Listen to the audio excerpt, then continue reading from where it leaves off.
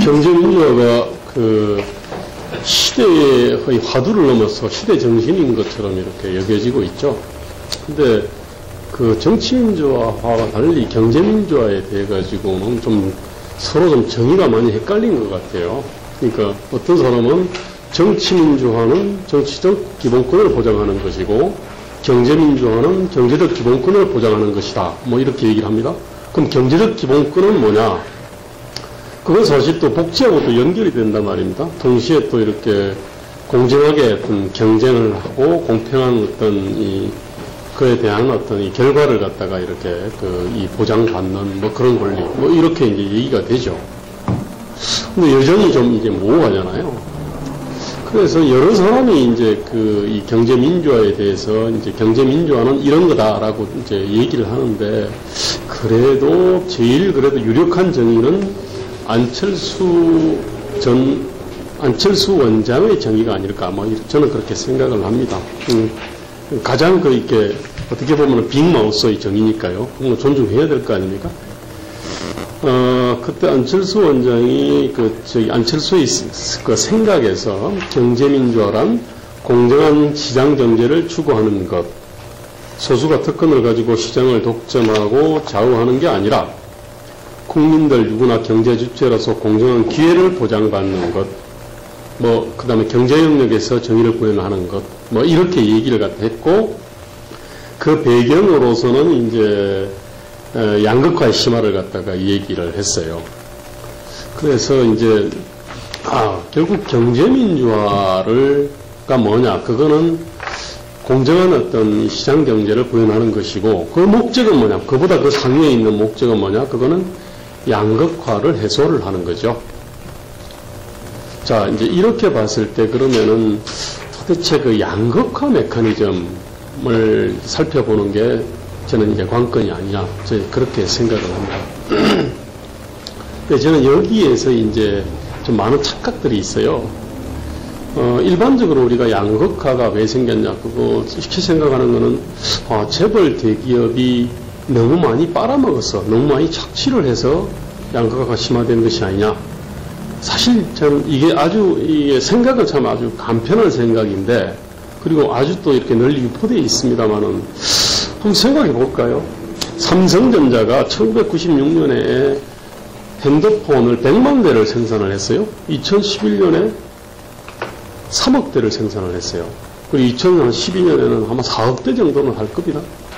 현대자동차가 그 당시 한 200만 대 정도 현대기아 합쳐가지고 한 200만 대 남짓 생산했을 거예요. 90년대 중반에. 지금 650만 대를 생산을 해요. 그 다음에 선박도 마찬가지거든요. 지금 세계에서 세계 이 조선소에서 1등부터 7등까지가 전부 한국 회사죠. 그전에는 그렇지가 않았을 거예요. 자, 이렇듯이 해외에서 이게 많은 어떤 이 부를 갖다 가져오게 되면은 양극화는 심화될 수밖에 없지 않나요? 자, 그러면은 이거는 또 착취하고는 좀 다른 문제라고 볼 수가 있지 않습니까? 이제 여기에서 기존의 양극화 담론이 갖고 있는 맹점이 바로 여기 있는 것 같아요. 자, 시장의 어떤 양극화는 기본적으로 어떤 불공정 거래를 통해서 생기는 측면이 분명히 있습니다. 이른바 이제 부당한 착취 내지는 과잉 착취로 인해서 생기는 측면이 있죠. 그죠? 또 다른 하나는 빼어난 소수가 해외로부터 많은 어떤 부를 갖다가 가져오면은 양극화는 또 심화됩니다. 근데 해외에서 부를 가져올 때는 지금은 이렇게 해적질을 할 수는 없잖아요. 보다 어떤 혁신적 제품들을 갖다가 만들어가지고 해외 어떤 이 소비자들의 구주머니를 갖다가 열어야 되지 않습니까? 자, 이거는 나쁜 거 아니잖아요. 이건 오히려 어떤 우리가, 지지하고 옹호해야 될 일 아닙니까? 단, 그 과실을 갖다가 좀 보다 어떤 이 공평하게 이렇게 분배를 해야 되죠. 그 과실을 갖다가 일자리로 만들어내고 부가가치로 만들어가가지고 중소기업으로 흘려야 되겠죠. 자, 그런 점에서 이게 좀 충분치 못하다라는 어떤 비판은 있을 수가 있어요. 그런데 그러면 해외에 수출하지 않은 거하고 비교를 해보면은 그래도 이렇게 잘 나가는 어떤 수출업체의 협력업체가 꽤 좀 낮습니다. 이익률 격차는 분명히 있습니다만은 그래도 딴 데보다는 훨씬 낫습니다. 자, 그래서 이제 문제가 좀 복잡해지는 것 같아요. 착취로, 부당한 착취로 인해서 생기는 문제라고 한다 그러면은 그 문제 해결은 그렇게 어렵지가 않죠. 국가가 불공정 거래를 갖다가 엄격하게 감시하고 단죄하면 될 거고요. 그 다음에 노동조합을 갖다가 이렇게 강력한 노동조합을 통해 가지고 그 어떤 부를 갖다가 이렇게 가져오면 될 거 아닙니까? 뿐만 아니라 그거를 갖다가 뭐 법인세라든지 소득세라든지 그런 걸 통해 가지고 환수를 하면 되는 거예요. 근데 문제는 이게 이제 이 양극화를 갖다가 이렇게 이 양극화를 갖다가 심화시키는 그 요인 중에서 보다 어떤 혁신 활동을 통해 가지고 이렇게 가져온 이 부문제에 대해 가지고는 이걸 그렇게 나쁘게 볼 수도 없고 또 그걸 억제할 수는 없는 거지 않습니까? 여기서 이제 그런 점에서 이 한국 경제에 보면은 크게 보면은 어떻게 보면 이권 경제, 즉 하고 혁신 경제 이렇게 이런 측면이 있죠. 재벌에는 두 가지 얼굴이 있는 거죠. 하나는 혁신 경제의 어떤 선도자적 얼굴이 하나 있는 거고요. 우리 이 얼굴은 정말로 예쁜 얼굴이고 이 얼굴을 갖다가 우리는 더 키워줘야 되는 거죠. 또 다른 한편으로는 내부자 거래, 뭐 불공정 거래, 뭐 등등등 이런 어떤 지탄받는 어떤 그런 이권 경제적 측면이 있는 거죠. 아주 어두운 얼굴이 있는 거 아닙니까? 부당 상속도 있고 내부적 거래도 있고 우리가 잘 알고 있죠. 이 부분은 우리가 엄격하게 단죄를 갖다가 해야 되는 거죠. 그리고 이 단죄하는 문제에 대해서 불공정 거래를 단죄하는 문제에 대해 가지고는 박근혜 문재인과 우리 어떤 진보 정당의 후보들도 이견이 별로 없는 것 같아요. 단 그 어떤 처벌의 어떤 처벌과 단속의 강도 차이는 좀 나죠. 근데 가장 어떤 양극화를 갖다가 심화시키는 가장 핵심적인 메커니즘인 요 수출과 관련된 부분에 대해 가지고는 다 입을 닫고 있죠. 그 부분에 대해서는 별로 대책이 없거든요, 사실은. 자, 그러면은 결국은 그 수출로 통해 가지고 생긴 거를 갖다가 이제 좀 보다 일자리로, 그 다음에 어떤 중소기업, 협력업체들의 부가가치로 이렇게 그걸 갖다가 확산하는 문제, 이 문제는 여전히 남아있는데, 이 부분과 관련해 가지고는 아직까지 좀 그럴듯한 해법은 별로 없는 것 같아요. 자, 근데 제가 여태까지 혁신경제적 측면과 이권경제적 측면을 얘기를 했습니다. 이게 이제 시장에서 이렇게 심화시키는 양극화를 갖다가 심화시키는 시스템이잖아요. 그런데 가만히 생각해 보면은 양극화는 시장만 심화시키는 게 아니죠. 또 국가가 심화시키는 측면이 있죠. 국가는 원래 조세 재정을 통해 가지고 양극화를 갖다가 완화를 갖다가 하지 않습니까? 근데 국가는 또 그 얼굴만 있는 건 아니죠. 단적으로 지금 구급 공무원 일자리 하나 나오면은 대졸자들이 그냥 100명이 달라붙어가지고 100대 1의 경쟁률을 갖다가 이렇게 기록하고 있지 않습니까? 공무원들 다 박봉이라 그래요. 박봉이라 그러지만은 현실에서는 그 사람의 임금, 고용 안정성, 연금, 복리후생, 노동 강도 이것저것 종합해 봤을 때 한국 사회의 어떤 거의 최고 수준의 일자리라는 것은 아무도 부인하지 못할 거예요. 그 결혼 시장에서 나타납니다. 이게 9급 공무원들이 또는 7급들이 육아하고 결혼하는지 그걸로 봤을 때 명백하죠. 근데 이제 이거는 이제 우리가 체감하는 거고, 우리가 1인당 GDP 있지 않습니까? 근데 2010년에 우리 1인당 GDP가 2,400만 원이었어요. 월 한 200만 원 정도 됩니다. 그걸 기준으로 해가지고 몇 배를 받느냐. 이제 이런 어떤 시각이 중요한 거는, 근데 미국은 48,000달러쯤 된단 말입니다. 스위스는 8만 달러씩 돼요. 그 다음에 북유럽도 한 5만 달러, 6만 달러 되지 않습니까?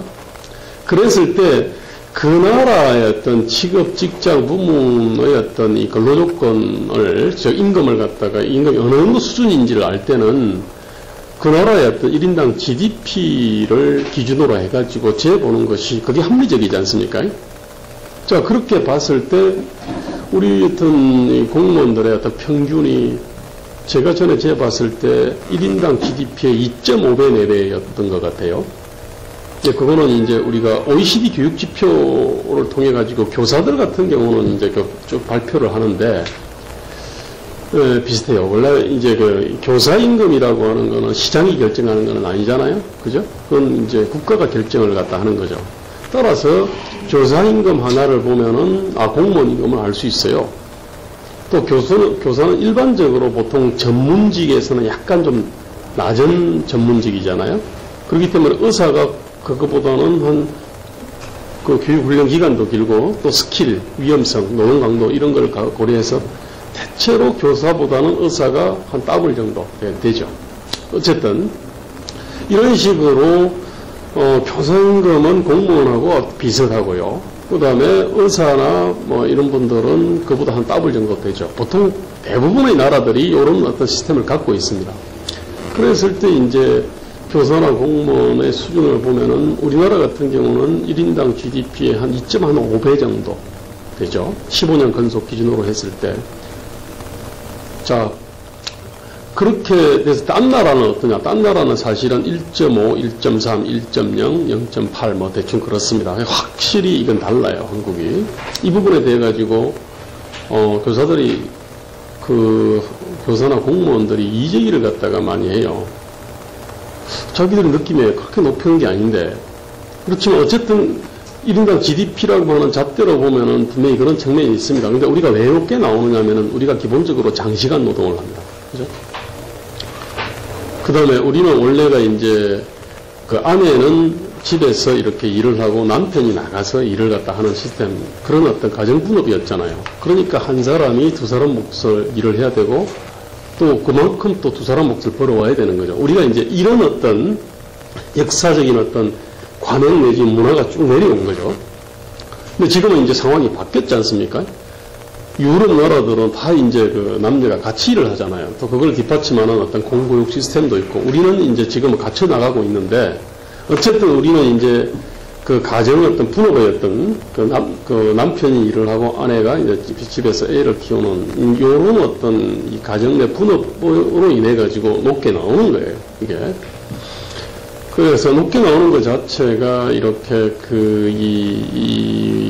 그러니까 뭐 무슨 나쁜 짓을 한 것이 아니라 오랫동안의 역사 관행이 그렇다는 거예요. 그렇지만 이제 여성 취업률이 올라가게 되면은 이것도 사실은 바꿔줘야 되는 거죠. 어쨌든 우리는 거칠게 말하면은 한 사람이 두 사람 몫만큼은 일을 해요. 이게 장시간 노동한다는 거고요. 당연히 그에 따라서 두 사람 몫을 받아오는 거예요. 그렇기 때문에 우리가 고용률이 낮을 수밖에 없지 않습니까? 이게. 우리는 그 한 사람의 공무원을 갖다가 채용을 갖다가 하는데 1인당 GDP의 2.5배가 들고 북유럽 국가들은 1배밖에 안 든단 말입니다. 그러면은 그쪽에서는 250만 명을 갖다가 고용할 어떤 그런 재정을 가지고 우리는 100만 명밖에 고용을 하지 못하는 거죠. 이제 그런 점에서 그 양극화와 관련해 가지고 우리가 다른 나라들은 원래는 이 공공부문의 어떤 이 근로조건 자체가 그 사회의 평균 수준인데 우리는 평균보다 월등히 높은 거죠. 그에 따라서 이거 자체도 양극화를 갖다가 심화시키는 요인이 되는 거죠, 이게. 또 하나 이쪽으로 또 당연히 그 우수한 인재들이 빨려갈 수밖에 없잖아요. 우수한 인재들이 원래는 민간 중소기업에 가가지고 일을 갖다가 또 수출 부분에 가서 일을 해야 되는데 우리 같은 경우는 민간 중소기업이나 수출 부분으로 인재들이 안 가지 않습니까? 기본적으로 국가의 어떤 이 보호막 속으로 다 들어오려고 그러죠. 공공 부분은 뭐 원래 보호막인 것이고요. 그 다음에 사자 직업도 보면은 국가가 보통 수량을 갖다가 조절하지 않습니까? 독점 업력도 조절하지 않습니까? 변호사가 그런 거지 않습니까? 다 우리가 이제 선호하는 입장이고. 그래서 한국은 특이하게도 인재들이 시장 쪽으로 이렇게 민간 중소기업 쪽으로 가는 것이 아니고 국가의 영역, 영역으로, 국가 영역으로 다 이렇게 들어오는 메커니즘을 갖고 있는 거죠. 이거 자체도 원래 어떤 기업이 성장하려고 그러면은 가장 필요한 게 인재하고 돈이잖아요. 근데 우리가 인재가 이렇게 민간 중소기업 쪽으로는 잘 안 가게 돼 있어요. 공공부문과 대기업 쪽으로 가게 돼 있는 거죠. 또 딴 데서는 250만 명 고용할 어떤 재정을 가지고 우리는 100만 명을 갖다가 고용하죠. 또 하나 많은 사람들이 놓치는 게 금융이죠. 우리 같은 경우는 그 외환위기 때 그 종검사 허용해가지고 한번 크게 데인 어떤 경험들이 있어가지고 금융에 대해가지고는 아주 안정성 위주로 한다는 얘기는 큰 은행들 입장에서는 땅 짓고 헤엄치기 장사를 갖다가 할 수 있게 만들어줬다는 거예요. 아주 쉽게 돈벌이를 갖다가 할 수 있고, 그 다음에 리스크를 갖다가 이렇게 지지 않아도 되게 그렇게 만들어놨다는 얘기입니다. 근데 어디든지 이 민간 중소기업들이 이렇게 활성화돼서 그쪽에서 고용을 늘리고 부가가치를 갖다가 창출을 해야 되고, 그러려면은 인재하고 금융, 돈이 이제 돼야 되는데, 인재는 안 가게 돼 있고, 그 다음에 금융은 이게 이제 한국 딴 나라하고 달리 이 금융을 갖다가 이렇게 규제로 칭칭 독려해놔가지고 이게 어떤 민간 중소기업하고 참 안 가게 돼 있어요. 그래서 우리는 국가가 어떤 제공하는 신용이 굉장히 높은 나라입니다. 우리가 정책 자금으로 한 20조 정도 이상을 갖다가 우리가 갖고 있어요. GDP의 2%잖아요. 그 다음에 기보신보, 기술보전기금, 신용보전기금 등등등 이런 형태로 해가지고 제공하는 보정이 40조에서 한 80조씩이 돼요. 국가가 돈을 갖다가 이렇게 나눠주면은 일률적으로 나눠줄 수밖에 없잖아요. 선택 집중할 수가 없지 않습니까? 그러니까 아주 비효율적으로 돈이 이렇게 쓰이는 거죠. 원래는 이게 이제 민간 어떤 은행이 리스크를 지고 이렇게 선택 집중을 하고 잘하면은 이 은행이 커지는 거고요. 지금 신한은행이 말입니다. 옛날에 작았지만 지금은 한국 제1의 은행이 됐지 않습니까? 그런 것처럼 하고, 못하면은 은행이 망하고, 원래는 이런 시스템을 갖다가 가져야 되죠. 대부분의 나라들은 이런 시스템 갖고 있습니다. 근데 우리 같은 경우는 90년대 말 이후로 새로 생긴 은행이 하나도 없습니다. 은행은 다 줄었지 않습니까? 그리고 은행들 수익 많이 남깁니다. 아주 쉽고 안정성은 높아요. 자, 우리가 또 이 인재뿐만 아니라 금융도 우리가 이런 시스템을 갖고 있는 거예요. 자, 요약하자면은 우리 같은 경우는 기본적으로 그 높은 해외 의존도로 인해 가지고 양극화가 심화되는 측면이 있습니다. 불공정 거래는 차치하고요. 그건 기본이고요. 우리 같은 경우는 그 10개 품목의 수출 의존도가 60%가량 됩니다. 제1번 2011년 기준입니다. 선박 1등입니다. 560억 불 정도로 수출을 했어요. 그 다음에 이번 석유화학 제품, 그 다음에 자동차, 반도체, LCD 휴대폰, 그 다음에 자동차 부품 뭐 이런 거를 수출한 거죠. 자, 방금 말한 이거 중소기업으로 되겠습니까? 선박 중소기업으로 되겠어요? 자동차 중소기업으로 되겠습니까? 반도체 중소기업으로 되겠어요? 휴대폰 중소기업으로 되겠습니까? LCD 중소기업으로 되겠습니까? 이 소수 품목에 60% 고정하는데 이 소수 품목은 대부분 재벌 대기업입니다. 재벌 대기업의 성장의 어떤 비밀이죠, 사실은 이게. 근데 그러면은 그렇게 해서 경제력 집중이 높게 나오는 거죠. 그러면은 경제력 집중을 막는다고 수출을 못하게 할 건가요? 아니잖아요. 여기에서 우리 딜레마가 있는 겁니다, 사실은. 이게. 자, 방금 제가 이 말씀을 드렸지 않습니까? 또 하나, 한국은 특이하게도 중국에 아주 인접해 있어요. 지금 중국 인접국들이 중국이 세계의 공장으로 부상하면서 몽땅 다 몸살을 앓고 있습니다. 원래 그 97년 외환위기 진원지가 태국이었잖아요. 태국이 원래 어떤 중국이 세계의 공장으로 부상하기 전에 그 중국이 하던 어떤 그런 제품을 생산을 했었어요. 그런데 중국이 다 빨아갔어요. 그러면서 그 태국의 금융위기가 왔고 이게 도미노로 해가지고 한국까지 온 거죠, 이게. 자, 어쨌든 그 다음에 대만이 우리보다 잘 나갔어요. 근데 대만은 언어가 같잖아요. 그러니까 훨씬 이렇게 중국으로 인한 어떤 이 피해들이 컸죠. 뭐 중국 인접 나라들이 다 그렇습니다. 중국이 우리가 브라질쯤에 있었다 그러면 우리 한국이 이렇게까지 고생을 하지 않을 거예요. 근데 문제는 중국이 바로 옆에 있어요. 그러니까 민간 조그마한 중소기업 중국 엄청 같지 않습니까, 이게? 대신에 중국 조선족 동포들이 와가지고 식당을 다 휩쓸고 있지 않습니까, 그죠? 식당 허드렛 일 휩쓸고 있잖아요. 또 대기업들 입장에서는 중국 특수를 갖다 누릴 거죠. 그렇다고 해서 우리가 이 중국을 갖다 멀리 보낼 수도 없고 말입니다.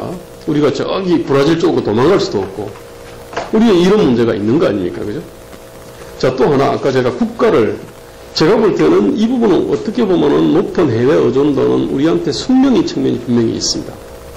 따라서 감수하자 이런 얘기가 아니고 그걸 감안해가지고 우리가 어떤 여러 가지 재분배 시스템을 갖다가 짜야 우리가 이제 양극화가 완화된다. 그런 얘기죠.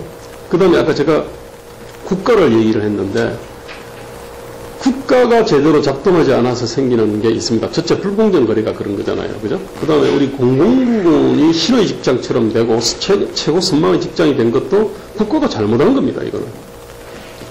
그 다음에 금융을 갖다가 규제로 칭칭 독려해가지고 이게 어떤 아주 땅짓고 헤엄치기 장사를 갖다가 할 수 있도록 만들어 준 거 있지 않습니까? 부동산 담보대출로 해가지고 아주 이게 쉽게 돈을 갖다가 벌어들일 수 있는 것도 그것도 보면 잘못한 거죠. 또 하나 한국은 뭐냐면은 부동산이 있는데 우리가 부동산이 가계자산의 80% 아닙니까? 자, 그 얘기는 뭐냐면 부동산 가격이 뛰면은 부동산이 있는 사람, 수도권 어디에 그래도 아파트 한 채라도 있는 사람들은 앉아서 1억, 2억, 3억씩 벌어요. 없는 사람은 빵원이죠, 사실. 자, 어쨌든 간에 우리는 부동산으로 인해 가지고 자산의 어떤 양극화 현상이 생기고 이게 결국 소득하고 연결이 됩니다, 이게. 딴 나라에는 그렇게 심하지는 않아요. 어쨌든 간에 일본, 홍콩 뭐 이런 나라들인데 우리 같은 경우가 부동산이 또 이렇게 양극화를 갖다 심화시키는 측면이 있습니다. 또 하나는 한국은 특이하게도 교육 시험이 이게 이제 그 양극화를 심화시키는 측면이 있습니다. 예컨대 우리가 영어에서 입시 비중 일단은 뭐냐면은 한국의 웬만큼 위로 올라가는 자리 있지 않습니까? 그게 보면은 보십시오. 대선 캠프 보십시오. 어떤 사람들이 장악하고 있죠? 변호사하고 교수 아닙니까? 변호사 교수 어떻게 되죠? 교육시험 사다리 타고 잘 타고 올라간 사람들이에요. 그 다음에 한국에서 가장 강한 권력을 갖고 있는 관료 어떻게 되죠? 그 시험 친 거 아닙니까? 가만 보면은 지금 현재 우리는 옛날에는 시장에서 올라가는 어떤 길도 있었고요. 뭐 다른 여러 가지 길이 있었는데 지금은 뭐냐면 대부분 힘 있는 자리, 돈 확실히 안정적으로 버는 자리는 교육시험을 통해서 이렇게 올라갑니다. 그래서 이제 우리가 지금 이 교육 사다리 아래서 살인적 경쟁이 일어나는 거죠. 여기서 바로 이제 사교육이 벌어지는 거 아닙니까? 또 그나마도 이 교육 사다리도 어떻게 만들어내는, 원래 교육 사다리 외에는 다른 사다리가 없어요. 또 교육 사다리의 성자한테 엄청난 어떤 이 권리, 즉 특권들이 있는 거 아닙니까?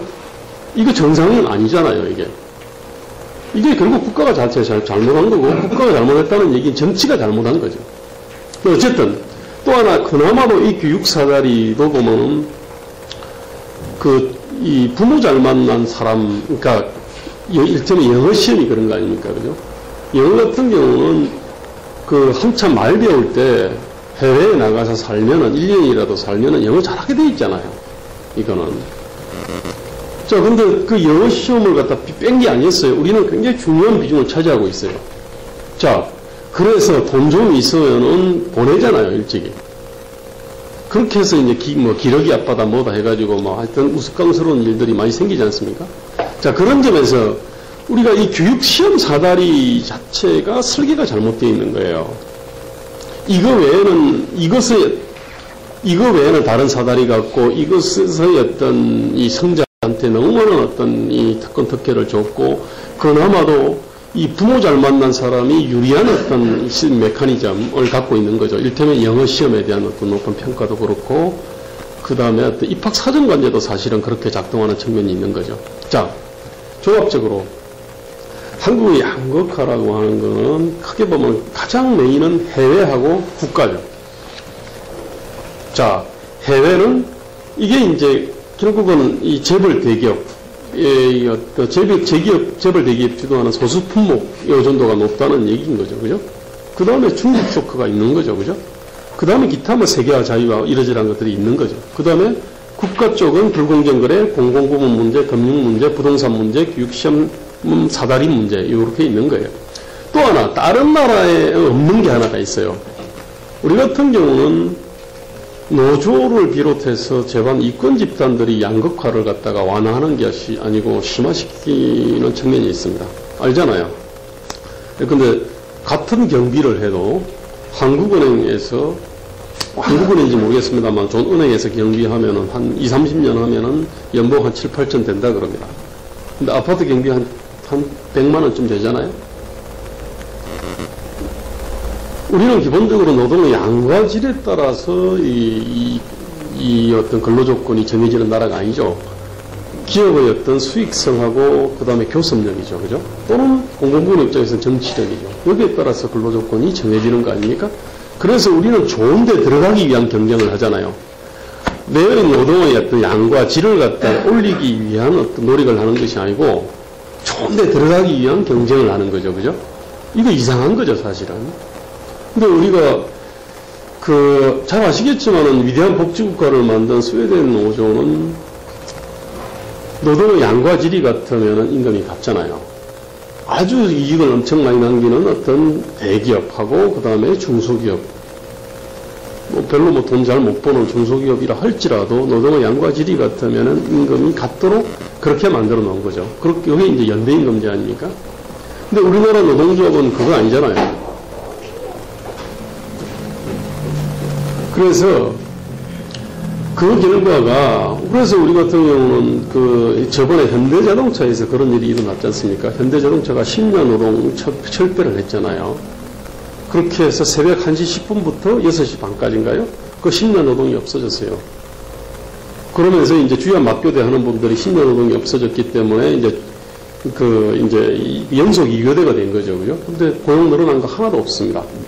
그런데 똑같이 그런 시스템을 갖고 있다가, 그러니까 주야 맞교대를 하다가, 미국 엘라베마 공장하고, 현대자동차 엘라베마 공장하고, 기아 자동차 조지아 공장도 10년 노동, 그쪽은 어떻게 했냐면은 아예 3교대로 전환했어요. 3교대로 하면서 한 1,몇백 명의 고용을 열렸어요. 왜 그렇게 됐냐? 그럴 수밖에 없죠. 그쪽은 그 평균 임금이 1인당 GDP의 1배였거든요. 48,000달러를 받은 거고요.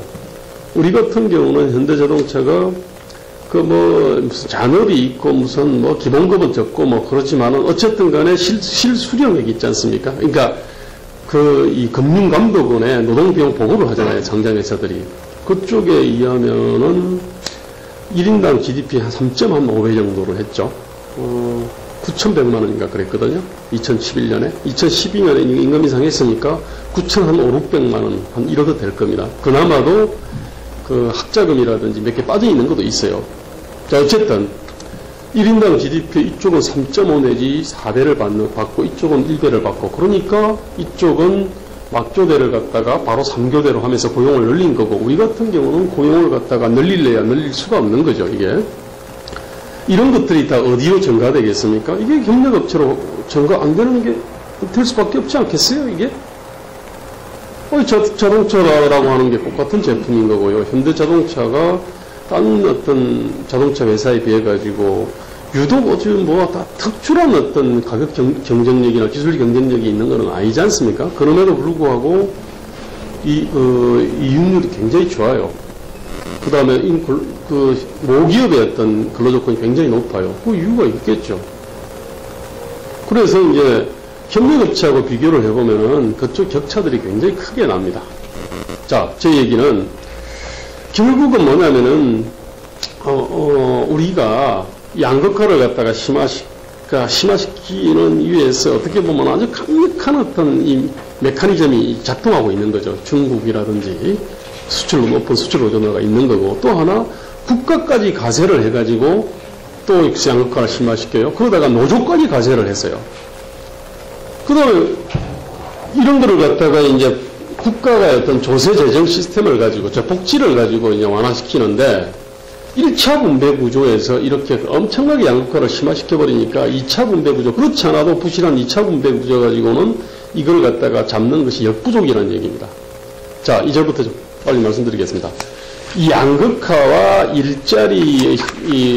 양극화를 심화시키고 일자리를 압살하는 메커니즘을 갖다가 제가 그림으로 이렇게 이제 그렸는데요. 자, 문제는 이거를 갖다가 해결해야 되는 결국은 이제 정치가 핵심 아닙니까? 그죠? 사실은 노조도 노선 전환을 갖다가 해야 되는 거고, 전환할 거 많죠. 금융도 노선 전환을 해야 되는데, 어쨌든 이 모든 거는 정치가 중심인데, 이 정치의 문제가 또 있죠.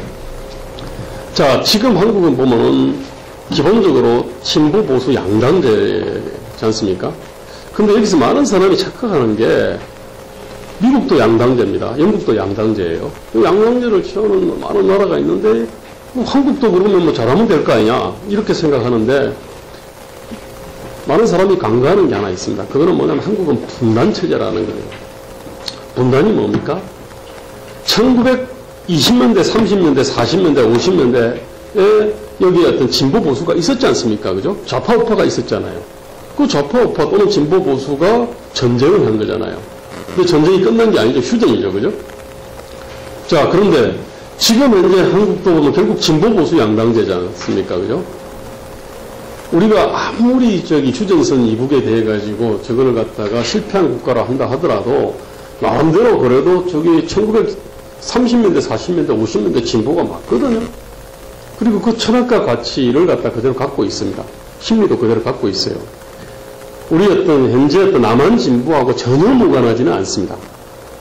자, 그렇기 때문에 당연히 이쪽에서는 지금도 NLL 시비를 하고 있지 않습니까?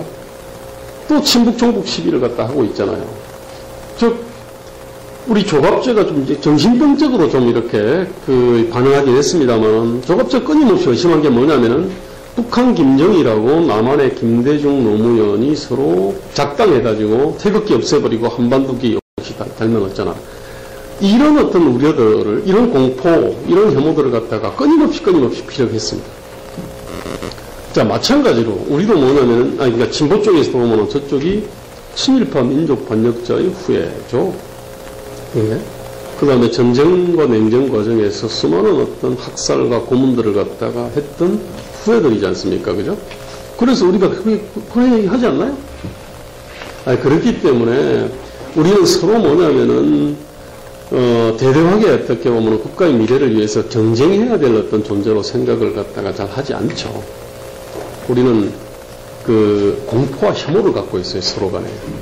그렇기 때문에 이 다른 나라의 어떤 진보보수 양당제와 달리 우리는 진보보수 양당제가 거의 전쟁이죠. 심리가 사실은 전쟁입니다. 그러다가 또 하나 있습니다. 우리는 국가 권력이 굉장히 비대해 있지 않습니까? 예컨대 검찰권이 대표적인 거 아닙니까? 그 다음에 우리 재경부 모피아가 뭐 금융이라든지 금융을 통해 기업이라든지 이걸 다 컨트롤할 수 있어요. 자, 이 국가 결국 관료가 엄청난 권능을 갖고 있는데 이 권능도 뭐냐면 상당히 자의적으로 행사할 수 있는 권능입니다. 우리 검찰권이 어떻게 행사되는지 봤잖아요. 자, 이 어떤 거대한 권능을 갖고 있는데 이걸 갖다가 5년 내지 4년 지휘하는 사람이 누구죠? 대통령 아닙니까? 그렇기 때문에 이 권능이 작다면은 아마 대통령을 가지고 말입니다. 그렇게까지 치열하게 싸우지 않을 거 아닙니까? 그죠? 근데 문제는 이 국가 관료의 권능이, 그것도 자의적 권능이 엄청나게 세요. 민주적 통제도 잘 안 돼요. 지들끼리 어떤 이 견제와 규정도 잘 안 돼요. 이 대통령이 딱 되면은 이걸 다 이렇게 쥐락펴락 할 수 있어요. 그래서 2009년에 봉이바의 비극적 사건이 생긴 거 아닙니까? 자, 그래서 우리가 진보 보수가, 이게 한국은 정치가 이렇게 생산적 정쟁이 되지 않고 전쟁처럼 되는 이유가 거기 있는 거죠. 이게 분단 구조하고 맞물린 진보보수 양당제라는 거. 그 다음에 아주 어떤 비대하고 차이적인 어떤 이 국가의 권능이 있는 거예요. 여기서 국가 권능을 또 하나 더 받쳐주는 게 뭐냐면은 우리가 부동산 소유제도 자체가 개인 사적 소유가 많잖아요.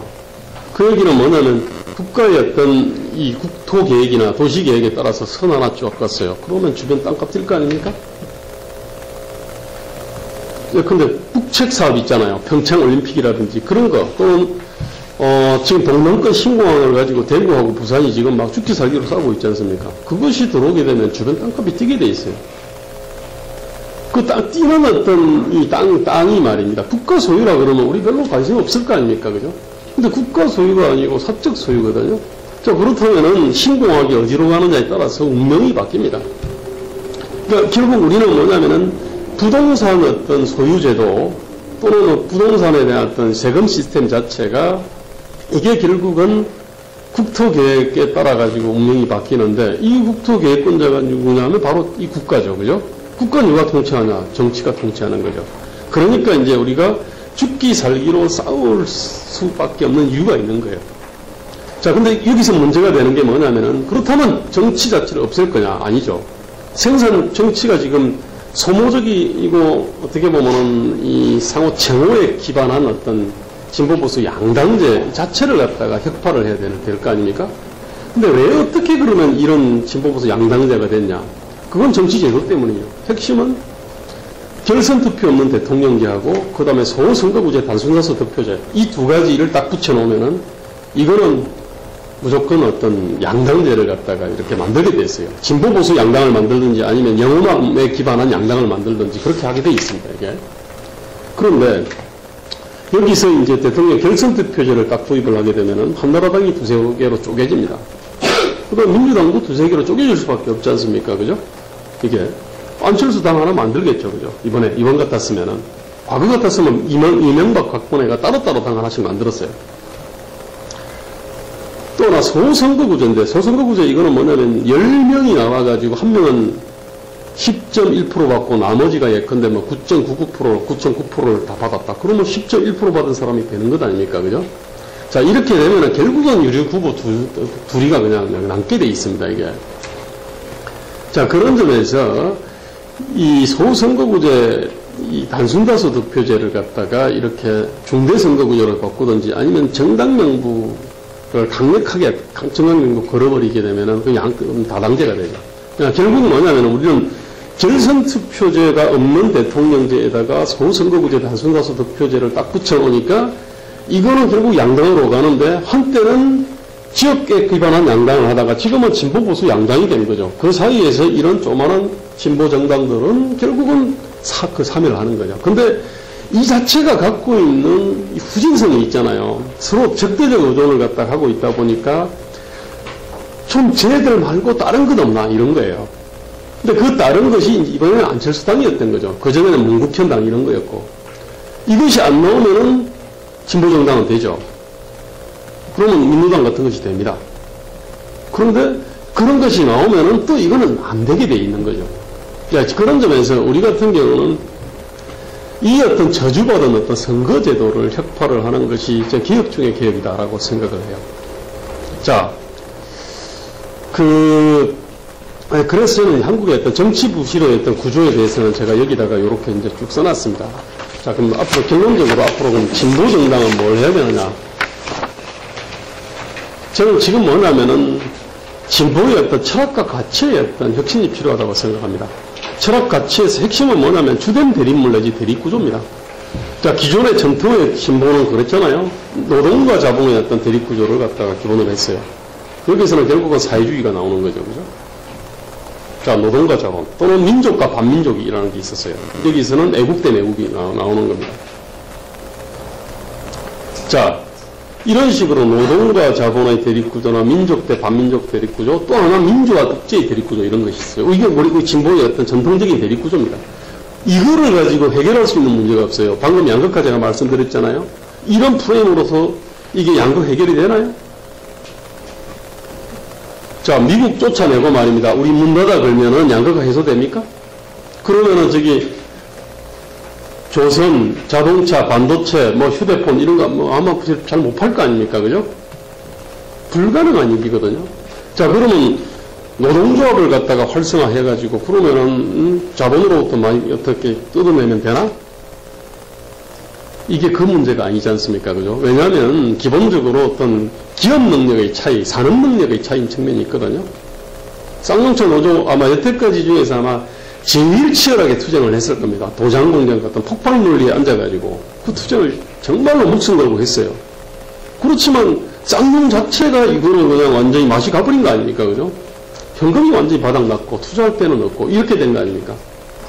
자, 노동과 자본의 어떤 대립구조에서 노동의 힘을 키워서 문제 해결이 안 되는 거죠. 자, 그런 점에서 저는 진보의 어떤 철학 가치 핵심에 있는 주된 대립물 또는 대립구조 자체를 제가 볼 때는 이거는 전면적으로 재검토를 해야 된다 생각합니다. 또나 지금 진보 후보들이 있는데 대부분 뭔가 반대하고 저지하겠다는 거예요.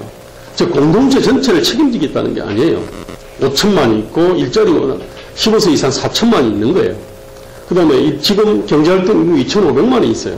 그 중에서 노동이 1,700만입니다. 대기업 100한 몇십만 밖에 안 돼요. 공공부문 100만 밖에 안 돼요.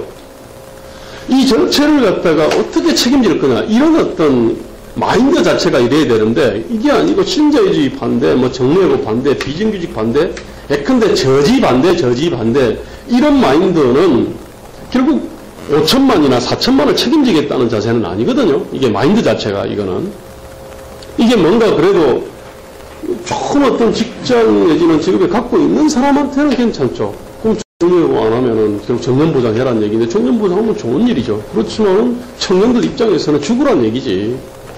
정년이고 비정규직이 없는 세상은 뭐냐면은 한 번 채용하면은 정년을 보장을 하고 해라는 얘기인데, 정규직으로. 그러면은 그렇게 할 만한 기업만 채용해라는 얘기인데, 웬만한 기업 채용 못 하겠죠? 그렇잖아요. 그럼 청년들 죽으란 얘기입니다.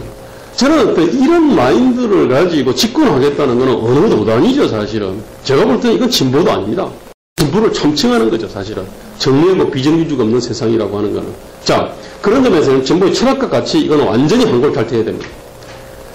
또 하나, 비전과 정책을 갖다가 전반적으로 뜯어봐야 되는데, 방금 말씀드렸지만은 양극화 말씀드렸는데, 양극화를 갖다가 이렇게 심화시키는 수많은 메커니즘이 있는데, 우리는 지금 그 관련해가지고 복지 하나 들고 불공정 거래 하나 잡자. 요 딱 두 가지만 얘기하고 있지 않습니까?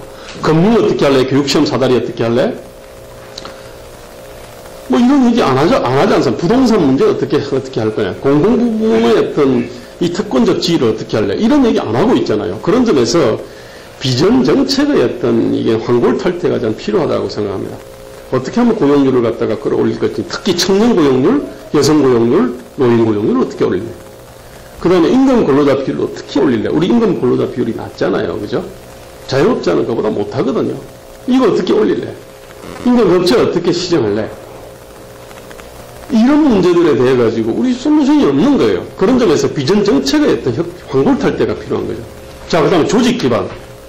지금 조직 기반 넣어보고는 중국이 그 강택미 장쩌민이가 아주 깨끗하게 정리했어요. 중국 공산당은 3개 대표 이론을 갖다 얘기하거든요. 선진 생산력을 대표하고, 선진 문화를 대표하고, 광범위한 국민의 이익을 대표한다. 인민의 이익을 대표한다 그랬어요. 자, 우리 선진 생산력. 이 선진 생산력이 사실은 결국 사형 기업가들을 갖다가 당으로 받아들이겠다는 거였어요. 그래서 모택동이 바로 후계자로 지명했던 화국봉, 그 다음 주석이었는데, 등소평한테 밀렸죠. 이 사람이 그거 갖고 탈당을 했어요. 자, 어쨌든 뭐냐면 중국 공산당은 뭐냐면 생산력, 선진 생산력과 선진 문화를 갖다가 이렇게 대표하거나 체현하는 어떤 당을 갖다가 당에 받아들였어요. 자, 그러면 우리도 뭐냐면 선진 생산력을 대표한다 그러면은 결국은 지식 근로자 아닌가요? 지식 근로자들이에요. 특히 어떤 중소기업에서 엔지니어로 일하는 사람, 관리자로 일하는 사람, 기술자로 일하는 사람들, 그 다음에 재벌 대기업이나 이쪽에서 어떤 스태프들, 뭐, 그 다음에 뭐, 이러저런 어떤 뭐 지식 근로자들이 있는 거고, 이 사람들을 갖다가, 이 사람들의 어떤 지지 성원을 받지 않으면은, 이건 선진 생산력을 대표한다고 할 수 없는 거거든요. 그럼 우리 당 속에 누가 있냐? 노동조합은 있다. 이건 아니죠. 노동조합은, 이건 선진 생산력을 대표하는 건 아니죠. 이건 노동과 자본의 어떤 패러다임 속에서 자본에 대해 가지고 가장 강력하게 맞설 수 있는 존재가 그건 노동조합원인 거지. 이거 선진 생산력을 대표하는 건 아니거든요. 선진 생산력을 대표해야 그래야 이제 이렇게 일자리가 만들어질 거 아닙니까? 수출을 하게 되고 일자리를 갖다가 만들어낼 수 있는 거니까요. 제가 그런 점에서 당의 어떤 이 조직 기반을 갖다가 그런 선진 생산력을 대표할 수 있는 사람, 그 다음에 문화, 선진 문화이죠. 문화가 무슨 예술이 아니고 사고방식인 거죠. 사고방식과 행동양식의 총체가 문화니까요. 사고방식과 행동양식이 이게 뭐냐면은 이른바 타의 모범이 되는 그런 존재들이 당에 들어와 있어야 된다는 거예요. 이런 당이 집권이 가능하다는 얘기입니다. 그 다음에 저는 새로운 정당의 어떤 조직 문화하고 운영 시스템이 있잖아요. 그 조직 문화가 이렇게 말입니다. 진보의 새로운 철학과 가치, 비전, 정책을 찾아가지고 끊임없이 어떤 토론하고 연구하는 이런 문화, 바 문화가 아니라 이런 문화가 잡혀야 그래도 이게 성장할 수 있고 집권 가능할 수 있는 거 아닌가요? 그럼 운영 시스템 자체가 그만큼 더 민주주의가 될 거고요. 또 당연히 말입니다. 이렇게 세상을 갖다가 다르게 진단하고 다른 대안을 갖고 있고, 양극화나 일자리 같은 이 시대의 어떤 이게 핵심 현안을 갖다 해결할 수 있는 능력이 있다면은 당연히 그러면은 이건 새로운 매체가 필요한 거죠. 저는 일본 공산당의 어떤 기관지 적기가 상당히 많이 팔린다고 저는 들었습니다. 그거는 뭐냐면 한때, 지금은 그러니 뭐냐면 과거에는 어쨌든 이게 문제를 다르게 진단하고 다른 대안을 했던 거죠. 그래서 저는 뭐냐면은 이렇게 새로운 어떤 진보의 철학, 가치, 정책을, 비전 정책을 체현하는 어떤 집단이 있다면은 그 집단은 충분히 어떤 새로운 매체를 만들고 그 매체는 정말로 어떤 새로운 진단과 새로운 대안을 낼 거예요. 그러게 되면 이게 100만 부, 200만 부 충분히 팔릴 수가 있는 거죠. 이 자체로 대단한 물적 기반이 되는 거죠. 자, 그런 점에서 저는 지금 진보 정당의 핵심 문제는 뭐냐? 그건 기본적으로 시대에 맞는 철학, 가치, 비전, 정책이다. 이것이 모든 거다. 저는 그렇게 생각합니다. 여기서 모든이 나오는 거죠. 조직 기반도 나오는 거고, 정당 운영 시스템도 나오는 거고, 새로운 매체도 나오는 거고. 문제의 핵심은 새로운 진보의 철학, 가치, 비전, 정책, 한마디로 보면 새로운 진보의 이념이다. 저는 그렇게 생각합니다. 이상입니다.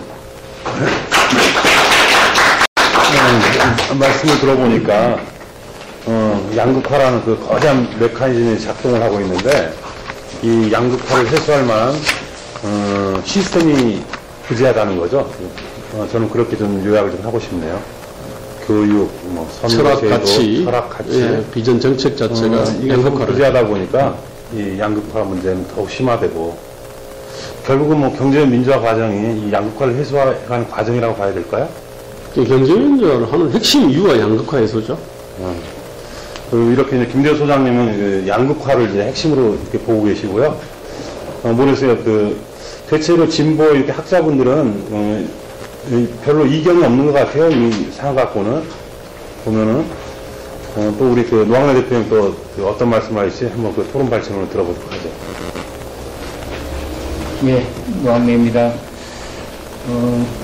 발제 30분 하신다고 그러는데 50분 하시고 그렇다고 제가 내용이 워낙 재밌어가지고 예. 이거 보니까 우리 사회 총체적인 이 문제를 이렇게 한번 되짚어 보신 거거든요. 예. 그러니까 좀 시간이 좀 길었어도 죄송합니다. 길지 않게 느껴졌죠. 예. 계속 생각을 해가면서 막 정리를 하는 거예요, 이게 보니까. 저도 토론을 그렇다고 두 배로 늘려서 하지 않겠다는 말씀을 먼저 드리고요. 하나 짧게 해보겠습니다. 우리 김대호 소장님하고 제가 굉장히 사실은 같이 경험을 공유하는 것도 있어요. 그렇죠. 80년대 초반에 학교를 거의 비슷한 시기에 다녔고요. 구로공단에서 사실 노동운동 할 때, 제가 꼭 아시는 분 아시겠지만 구로공단에서 노동운동 할 때 우리 김대호 소장도 같은 지역에서 같이 노동운동을 했었습니다. 조금 전쟁 기념관 있잖아요. 그 건설공사 할 때 둘 다 같이 일당 잡부로서 같은 작업반이었어요. 그때 조장이라 그럽니까 뭡니까? 그 같은 사람이었어요. 십장. 같은 십장 밑에서 전쟁 기념관 저걸 갖다가 짓는 그 건설 현장에서 같이 노가다 일당 잡부를 했습니다. 네, 그랬었고요. 그런 경험들을 같이 했던 친구이고 90년대 중반 이후에도 저는 계속 노동을 했는데 그 뒤에 이제 90년대 중반에 김대호 소장이 대우그룹을 가게 되면서 아마 이제 그동안 노동운동 하던 것과는 좀 다른 어떤 기업의 김우중 회장이 과거 운동권 출신들 상당히 몇십 명을 한꺼번에 뽑았던 거거든요. 그래서 이 글로벌 세계경영에 대한 김우중 회장의 어떤 꿈을 갖고 80년대 학생운동 했던 사람들을 채용을 했던 것이기 때문에 그런 경험 때문에 과거 학생운동이나 노동운동을 하는 사람들이 가지고 있는 상투적인 어떤 관념과는 또 다른 어떤 문제의식, 새롭게 우리 사회를 보는 창, 이런 것들을 갖게 되지 않았을까. 그런 정도 제가 생각을 갖고 있고요. 우리 교수님 오늘 쭉 하신 이야기도 전체적으로 큰 틀에서는 다 공감할 만하다. 이렇게 제가 생각하면서 들었습니다. 근데 얘기가 굉장히 많았는데, 우리 사회가 이만큼 복잡한 문제들이 갖고 있는 사회인데요. 그래서 어떻게 하자는 것인가, 이런 것들이 사실은 딱 손에 잡히는 게 없어요. 진보의 어떤 문제점, 이런 문제제기에 대해서 충분히 공감하는데, 지금 뭐를 해야 될까? 이런 것들에서 딱 이 손해배통이 뭘까? 이런 것들을 나름대로 생각하면서 들었습니다. 말씀하신 것처럼, 산업 구조, 뭐, 인력 운영 시스템, 교육 구조, 뭐, 부동산 정책, 이러저런 것들이 다 어울려져서 우리 사회에 정말 이런 현재 한국 사회의 문제들을 드러내고 있는 것이죠. 이걸 뭐 조금 다르게 이야기하면 어떤 우리 사회가 이 근대가 부족하다고 하죠. 다른 나라가 정말로 이 봉건 사회로부터 이 근대 시민 사회로 넘어오는 과정에서 시민혁명을 거친 나라도 있고 이러저러한 어떤 이 시민들의 각성, 인민들의 투쟁 이런 것들이 한 사회를 변화시켜 갔다고 하면 우리는 그런 것들 굉장히 짧은 시간 동안 남한테 이식해서 현재의 시장경제와 정치적으로는 민주주의라고 하는 제도를 뭐 이식해왔고 그 과정에서 우리 사회의 주역들인 시민들이, 인민들이 그야말로 그런 시장경제와 그런 민주주의에 충분히 체득되고 훈련되지 못한 채 이식된 근대화 과정을 거쳤다라고 하는 것을 우리가 다 알고 있고요. 그리고 그 과정에서 말씀하신 것처럼 전쟁이라고 하는 정말 이 형제간의 총구리를 겨누고 삶과 죽음을 정말 지나는 이런 어쨌든 역사의 경험들을 거치면서 우리 사회에 굉장히 왜곡된 어떤 국민들의 정서, 문화 이런 것들이 우리 이 사회 속에 아주 깊게 내재하게 되었다 하는 점은 뭐 많은 사람들이 지적하는 바고 우리 김도수 소장도 지금 하시는 이야기와 그런 것과 다르지 않다 생각합니다. 그런 속에서 우리 사람들이 갖고 있는 매우 불합리한 행태, 약자에 대해서 멸시하고요. 강한 사람한테는 강한 사람은 이야말로 특히 전쟁 같은 경우에는 삶과 죽음을 가르는 어떤 지배자가 있기 때문에 권력에게 아주 불종하고 그리고 생존을 위해서 내가 나와 가까운 사람을 딱 찾게 되고요. 그래서 이게 연고주의, 학벌주의, 지역주의 이런 것들을 배태한 사회입니다. 그런 우리 사회의 근대의 부족, 그 전쟁을 통해서 겪으면서 체화된 아주 불합리한 어떤 것 이런 것들이 오늘 한국 사회의 많은 문제들에 사실 작용하고 있다 생각합니다. 이런 문제들을 우리가 보통 우리 사회의 이론가들이 무슨 뭐 자본과 노동의 대립이라든가 아주 단순한 한두 가지 문제의식을 가지고 우리 사회의 이런 굉장히 복잡한 문제들을 단순하게 해석하려고 하는 것. 그건 사실은 또 다른 오류로 작용할 수밖에 없다. 이런 점들을 지적하고 있다고 저는 생각하고요. 그 점에 대해서 제가 전적으로 공감한다 이런 말씀을 드립니다. 그러면서도 어쨌든 지적한 문제에 대해서 몇 가지 아쉬운 것 한두 가지만 직접 하려고 합니다.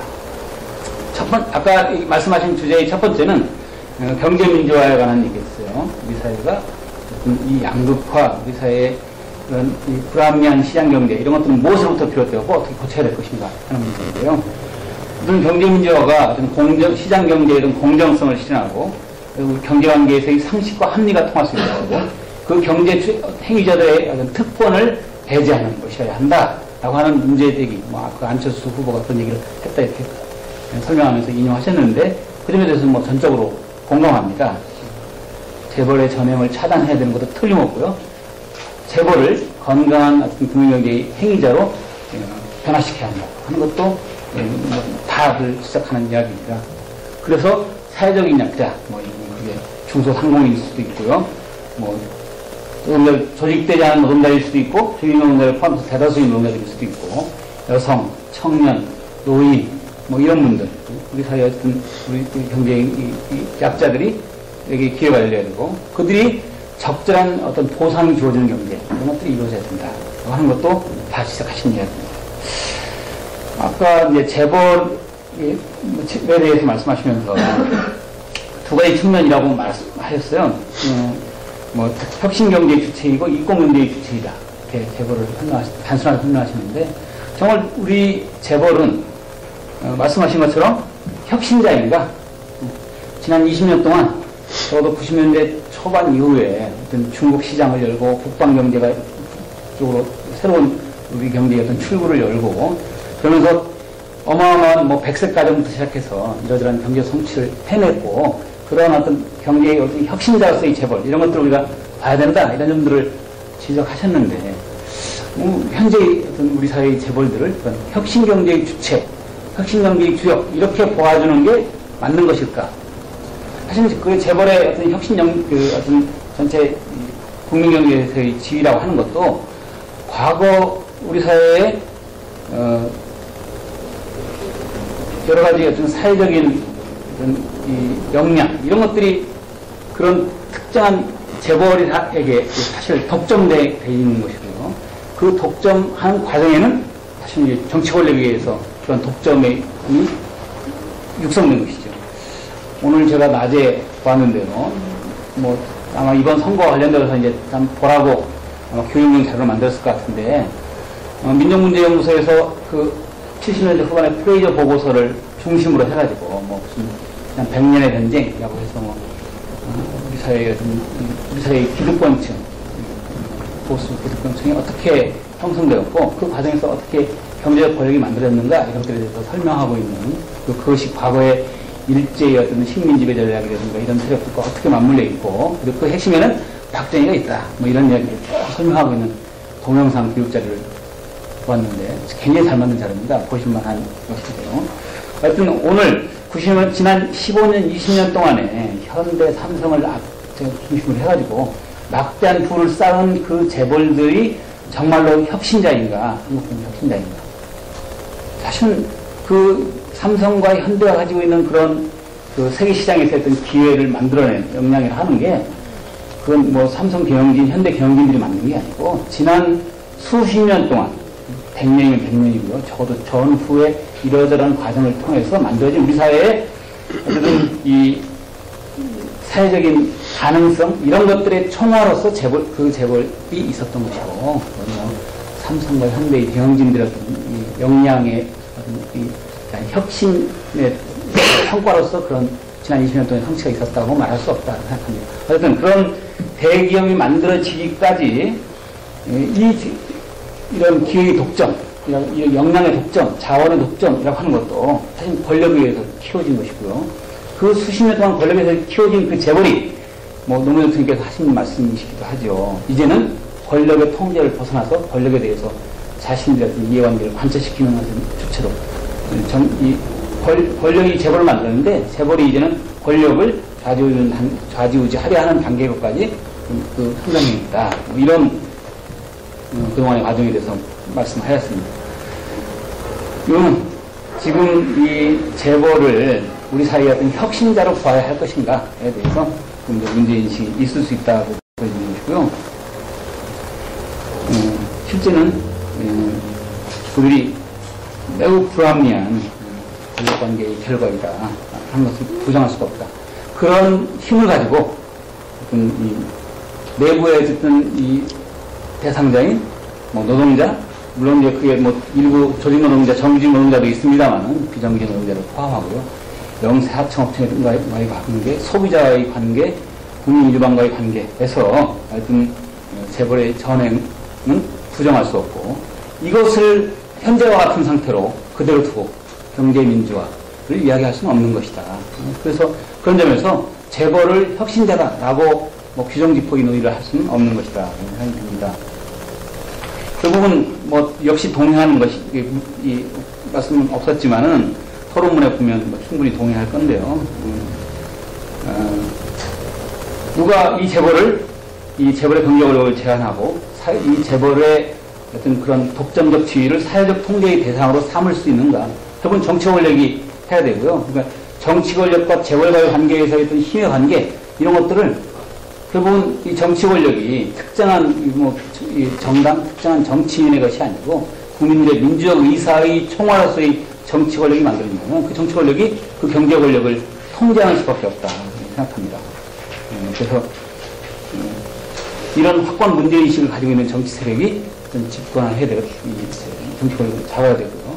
그 점에서 지금 이야기되는 선거에, 지금 진행되고 있는 선거에서의 정권 교체, 이런 것은 매우 중요한 것이다. 어떤 경제 민주화, 경제 권력에 대한 통제, 신할 수 있는 정치 권력을 신할 수 있도록 하는 점에서 뭐 그런 생각이 듭니다.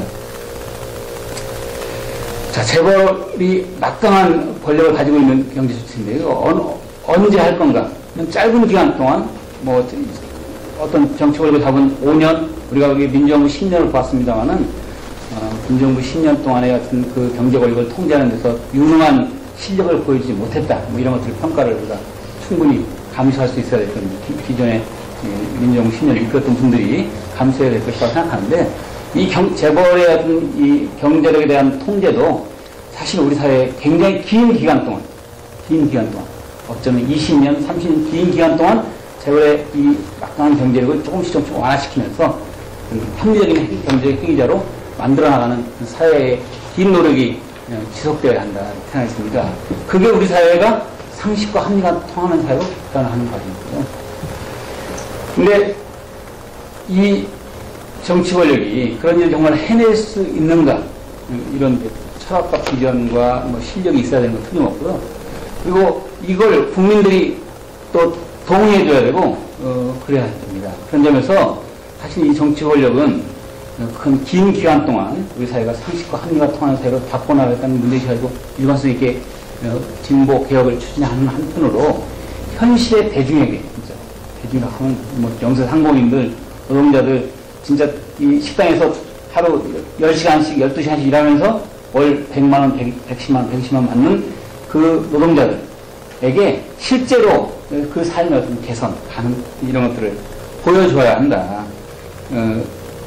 이런 대중에게 손에 잡히는 어떤 성과, 어떤 변화, 체득할 수 있는 변화, 이런 것들을 보여주지 못하면 그 긴 기간 동안의 어떤 우리 사회의 혁신, 진보 이런 과제도 사실 대중 자신에 의해서 거부될 수밖에 없다라고 생각해서, 현재 정치 권력이 예를 들면 5년 동안, 다음 이 정부 5년 동안 뭘 할 건지 이거에 대해서 국민들한테, 유권자들한테 손에 잡히게 주어져야 되고, 그리고 그걸 5년 동안 해내줘야 된다 이렇게 생각합니다. 그런 점에서 예를 들면 뭐 최저임금의 현실화라든가, 중소상공인들을 어떤 재벌의 어떤 약탈로부터 중소상공인들을 보호하겠다든가, 이런 구체적으로 대중이 따르고 지지할 수 있는 그런 정책 방향을 제시하고, 그걸 실제로 이 실행 과정에서 그걸 해내는 것, 이런 것들이 진보개혁사역의 실력이 아니겠느냐.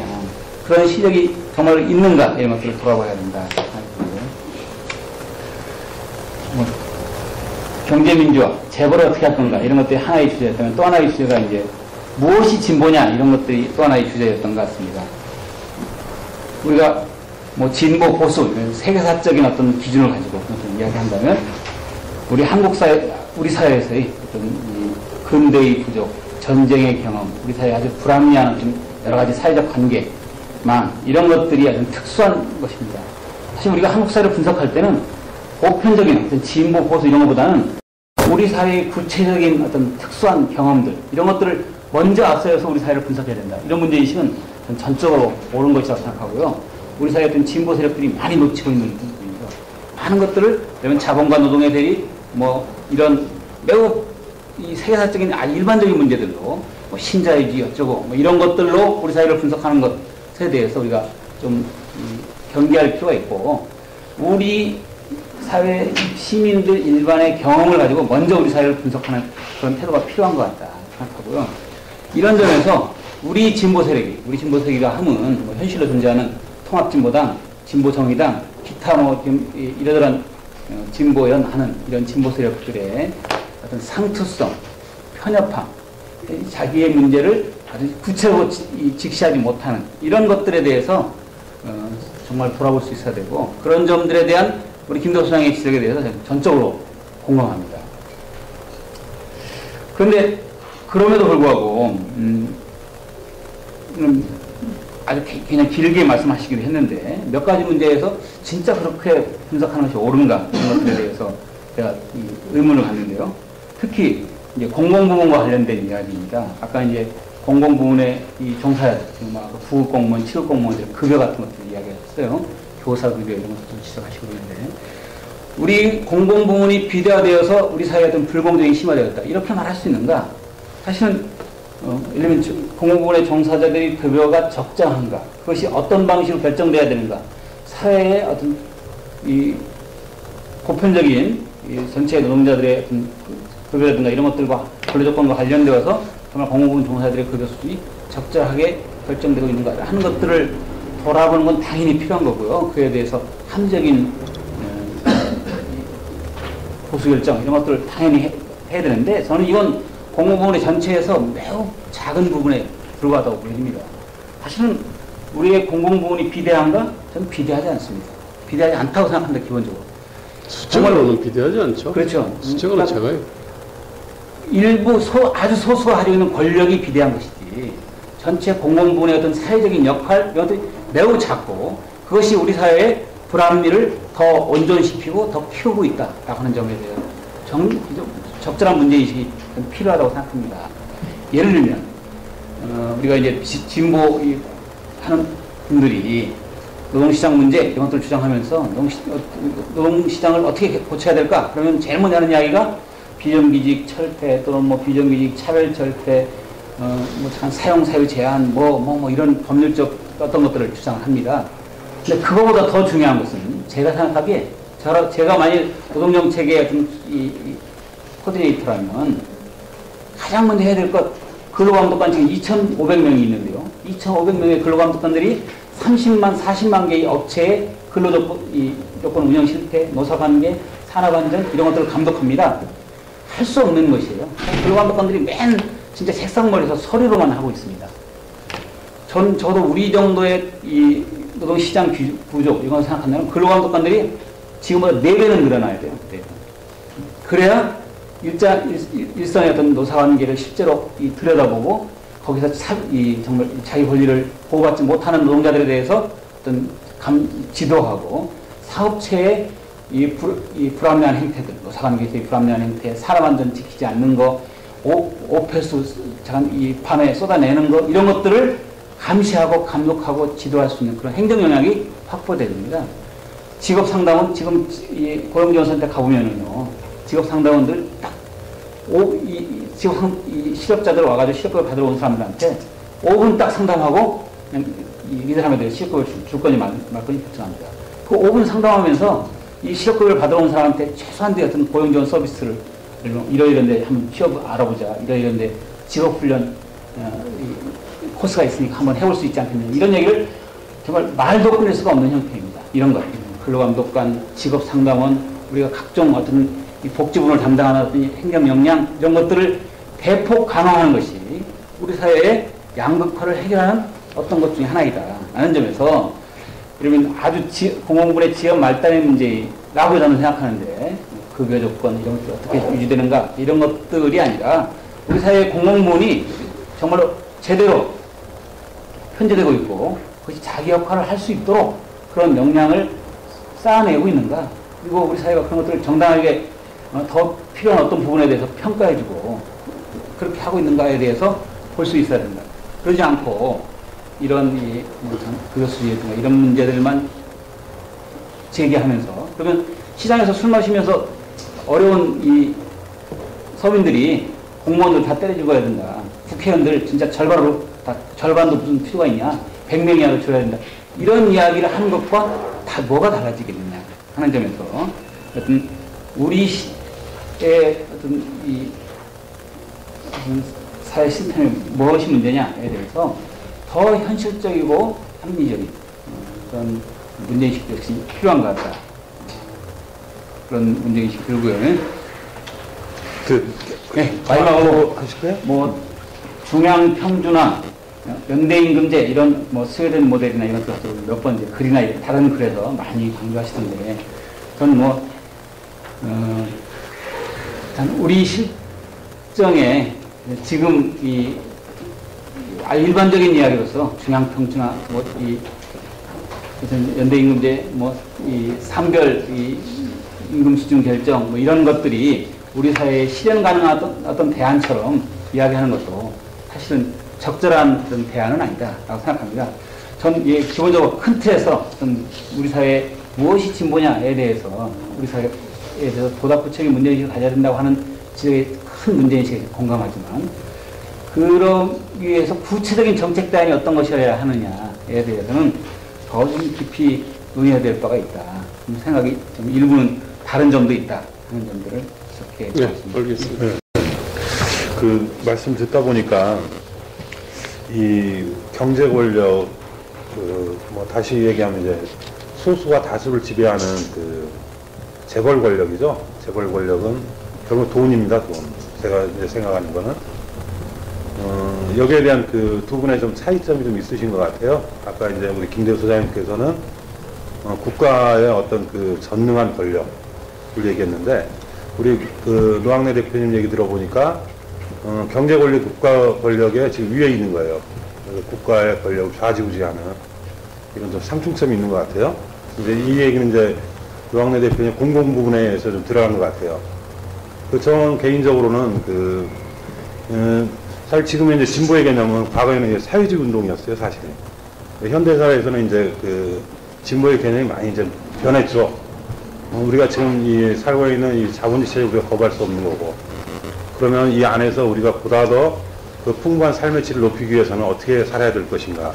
이런 노력들을 이제 얘기하고 그에 맞게끔 변화 발전해 가는 것이 진보다 저는 이렇게 생각하고 있는데요. 이 공공 부분 얘기를 하시면서 이제 대두됐으니까 사실 공공 부분이라면 국가 개입을 해야 되는 거거든요. 그리고 김대우 소장님도 아까 말씀하신 것 중에 선박, 자동차, 이 GDP의 60% 이상을 생산한다고 하면은 분명히 이거는 독과점입니다. 그러면 독점과 과점에 대해서는 시장에서는 국가가 통제를 해야 돼요. 민간 자율 시장에 맡겨서 안 되는 거거든요. 제가 볼 때는. 근데 지금 시장에서 이걸 지금 하고 있단 말이에요. 우리나라 같은 경우는. 이런 좀 불합리한 제도, 이 모순이 있지 않나 이렇게 생각하는데요. 네. 이 국가 권력과 경제 권력에 대해서 두 분이 좀 상호 토론을 좀 해주시죠. 일단은 먼저 간단하게 문제 제기한 것에 대해서 짧게 말씀을 드릴게요. 재벌은 혁신 경제냐, 이권 경제냐 이게 아니고요. 혁신 경제적 측면이 있고 이권 경제적 측면이 있어요. 혁신 경제적 측면은 지지 옹호해가지고 이렇게 좀 더 살려주고, 이권 경제는 단호하게 척결을 해야 되는 거죠. 사람한테 항상 그런 게 있잖아요. 사람한테도 두 가지 속성이 있잖아요. 인간의 어떤 야만적, 괴주의적 속성이 있고, 이타적 속성이 있고, 그런 것을 갖다가 제도를 통해가지고, 제도나 문화, 윤리를 통해가지고, 이기적, 야수적 속성을 억누르고, 그 다음에 이타적 속성을 발양시키고, 이렇게 하는 거 아닙니까? 저는 재벌에 대해서도 그렇게 접근해야 된다라고 생각을 합니다. 재벌의 본질이 뭐냐, 이거는 무의미한 얘기라고 생각돼요. 근데 우리가 이제, 저는 그런 것 같아요. 삼성이 저지른 거, 삼성은 골목 상권은 안 들어가요. LG라든지 롯데가 막 들어가죠. 반면에 삼성은 그때 봤잖아요. 이재용을 통해 편법 상속을 갖다가 하고, 그 다음에 또 비자금 그런 게 있잖아요. 재벌마다 뭐냐면은 다 이렇게 저지르는 비리들이 다르지 않습니까, 이게. 근데 이제 그거를 갖다가 뭉뚱그려 있는 것 같아요. 삼성이 예컨대 무슨 골목 상권도 가고, 내부자 거래도 하고, 부당 상속도 하고, 불공정 거래도 하고, 등등등. 이건 아니고, 재벌마다 하는 형태들이 다르거든요. 그러면 거기에 대해가지고 정확하게 이렇게 가격을 해야 되죠. 저는 그런 점에서 이게, 우리가 한국이 돈 선거를 갖다가 한 큐에 정말 때려잡았거든요. 어떻게 때려잡았냐. 결국 고발자 있잖아요. 한테 포상을 했잖아요. 50배씩. 마찬가지로 저는 뭐냐면 한국은 내부 고발이 있잖아요. 내부 고발 문화를 활성화 좀 하고, 너무 과잉 활성화되면 일을 못하겠지만, 지금부터 훨씬 활성화하고, 그 다음에 거기에 대해서 보상을 갖다 주는 시스템, 그 다음에 좀 더 많은 걸 투명하게 공개하도록 하는 시스템. 근데 이걸 갖다가 도입하면, 우리가 돈 선거를 갖다가 쫓아내는 바로 급속도로 어떤 기업이라든지 공공기관의 비리를 갖다가 좀 이렇게 다 적발하고 척결할 수 있지 않을까, 이렇게 생각을 해봅니다. 이건 굉장히 어떻게 보면은 저비용으로도 굉장히 어떤 효과적인 기업일 수도 있는데, 그런 얘기를 잘 안 하는 것 같더라고요. 또 하나 공공부문 문제인데, 저는 공공부문에 대해 가지고는 워낙 한국은 공공이 있잖아요. 이게 국가의 역할이 크기 때문에 지금 국가의 어떤 역할이 제대로 하도록 해주는 것이 핵심이라고 봅니다. 예컨대 정치도 마찬가지죠. 정치도 지금 뭐냐면 정치의 두뇌와 마인드 문제. 즉 이게 뭐냐면은 실력이잖아요. 이게 비전이고 정책이고 그 다음에 뭐 한마디로 말하면 실력인데, 이걸 갖다가 그냥 비유하자면은 두뇌와 마음의 문제거든요. 근데 이제 또 정치는 한편으로는 보면은 쓸데없이 밥을 많이 먹는 측면도 있을 거예요. 이게 또는 근데 그렇지만 핵심은 뭐냐면 밥 많이 먹는 게 아니고 제 역할을 못하는 게 핵심인 거 아닙니까? 그런 점에서 안철수의 정치개혁이 방향이 잘못 잡은 거죠. 두뇌와 마인드를 문제 삼아야 되는데, 즉 두뇌와 마인드를 후지게 만드는 어떤 이 정치 제도 있지 않습니까? 정치관계법, 이쪽을 갖다가 문제 삼아야 되는데, 이걸 문제 삼지 않고 이제 이렇게 그 밥 많이 먹는 거를 얘기했잖아요. 그게 이른바 이제 그 기득권 내려놓기였지 않습니까? 숫자 줄이고 그 다음에 뭐 세비 삭감하고 임명직 줄이고 등등등. 이건 근본적으로 방향이 잘못된 거죠. 제가 공공부문에 대해 가지고 했던 얘기도 요런 것처럼 이게 번지수를 갖다가 잘못 짚은 지적이라는 비판이 그건 가능한 비판입니다, 사실은. 그런데 저도 일단 명확하게 될 거는, 지금은 정치의 문제든 관료의 문제든 핵심은 그 기능을 제대로 하는 것이 핵심이죠. 자, 정치를 유능하게 하는 것. 이제 한마디로 보면 무능한 게 문제고, 그 다음 오작동하는 게 문제다는 거예요. 그러니까 유능해야 되고 제대로 작동하도록 해야 되는 거고, 정치를 제대로 작동하게 하는 거는 생산적 경쟁체제를 만드는 거고, 그 관건은 이게 헌법하고 선거법 개혁이죠. 더 좁혀 말하면 헌법보다는 선거법이에요. 결선투표제 문제하고 소선거구제를 고치는 거는 헌법 사항이 아니고 선거법 사항이거든요. 어쨌든 간에 이제 이건 돼요. 그럼 공공부문은 어떻게 하면은 유능하게 만들래? 이거 일단은 1차적으로 정치를 유능하게 해야 될 거고, 그 다음에 이제 보다 많은 걸 갖다가 투명하게 말입니다. 이렇게 해야 되고, 또 하나 저는 유연하게 할 필요가 있다고 생각합니다. 아까 말씀드렸다시피 공공부문 서비스를 보면은 경찰 늘려야 돼, 소방 인력 늘려야 돼, 뭐 근로감독관 늘려야 돼, 고용 서비스 늘려야 된다. 뭐 무지무지하게 많아요. 맞죠? 근데 줄여야 될 때도 있지 않을까요?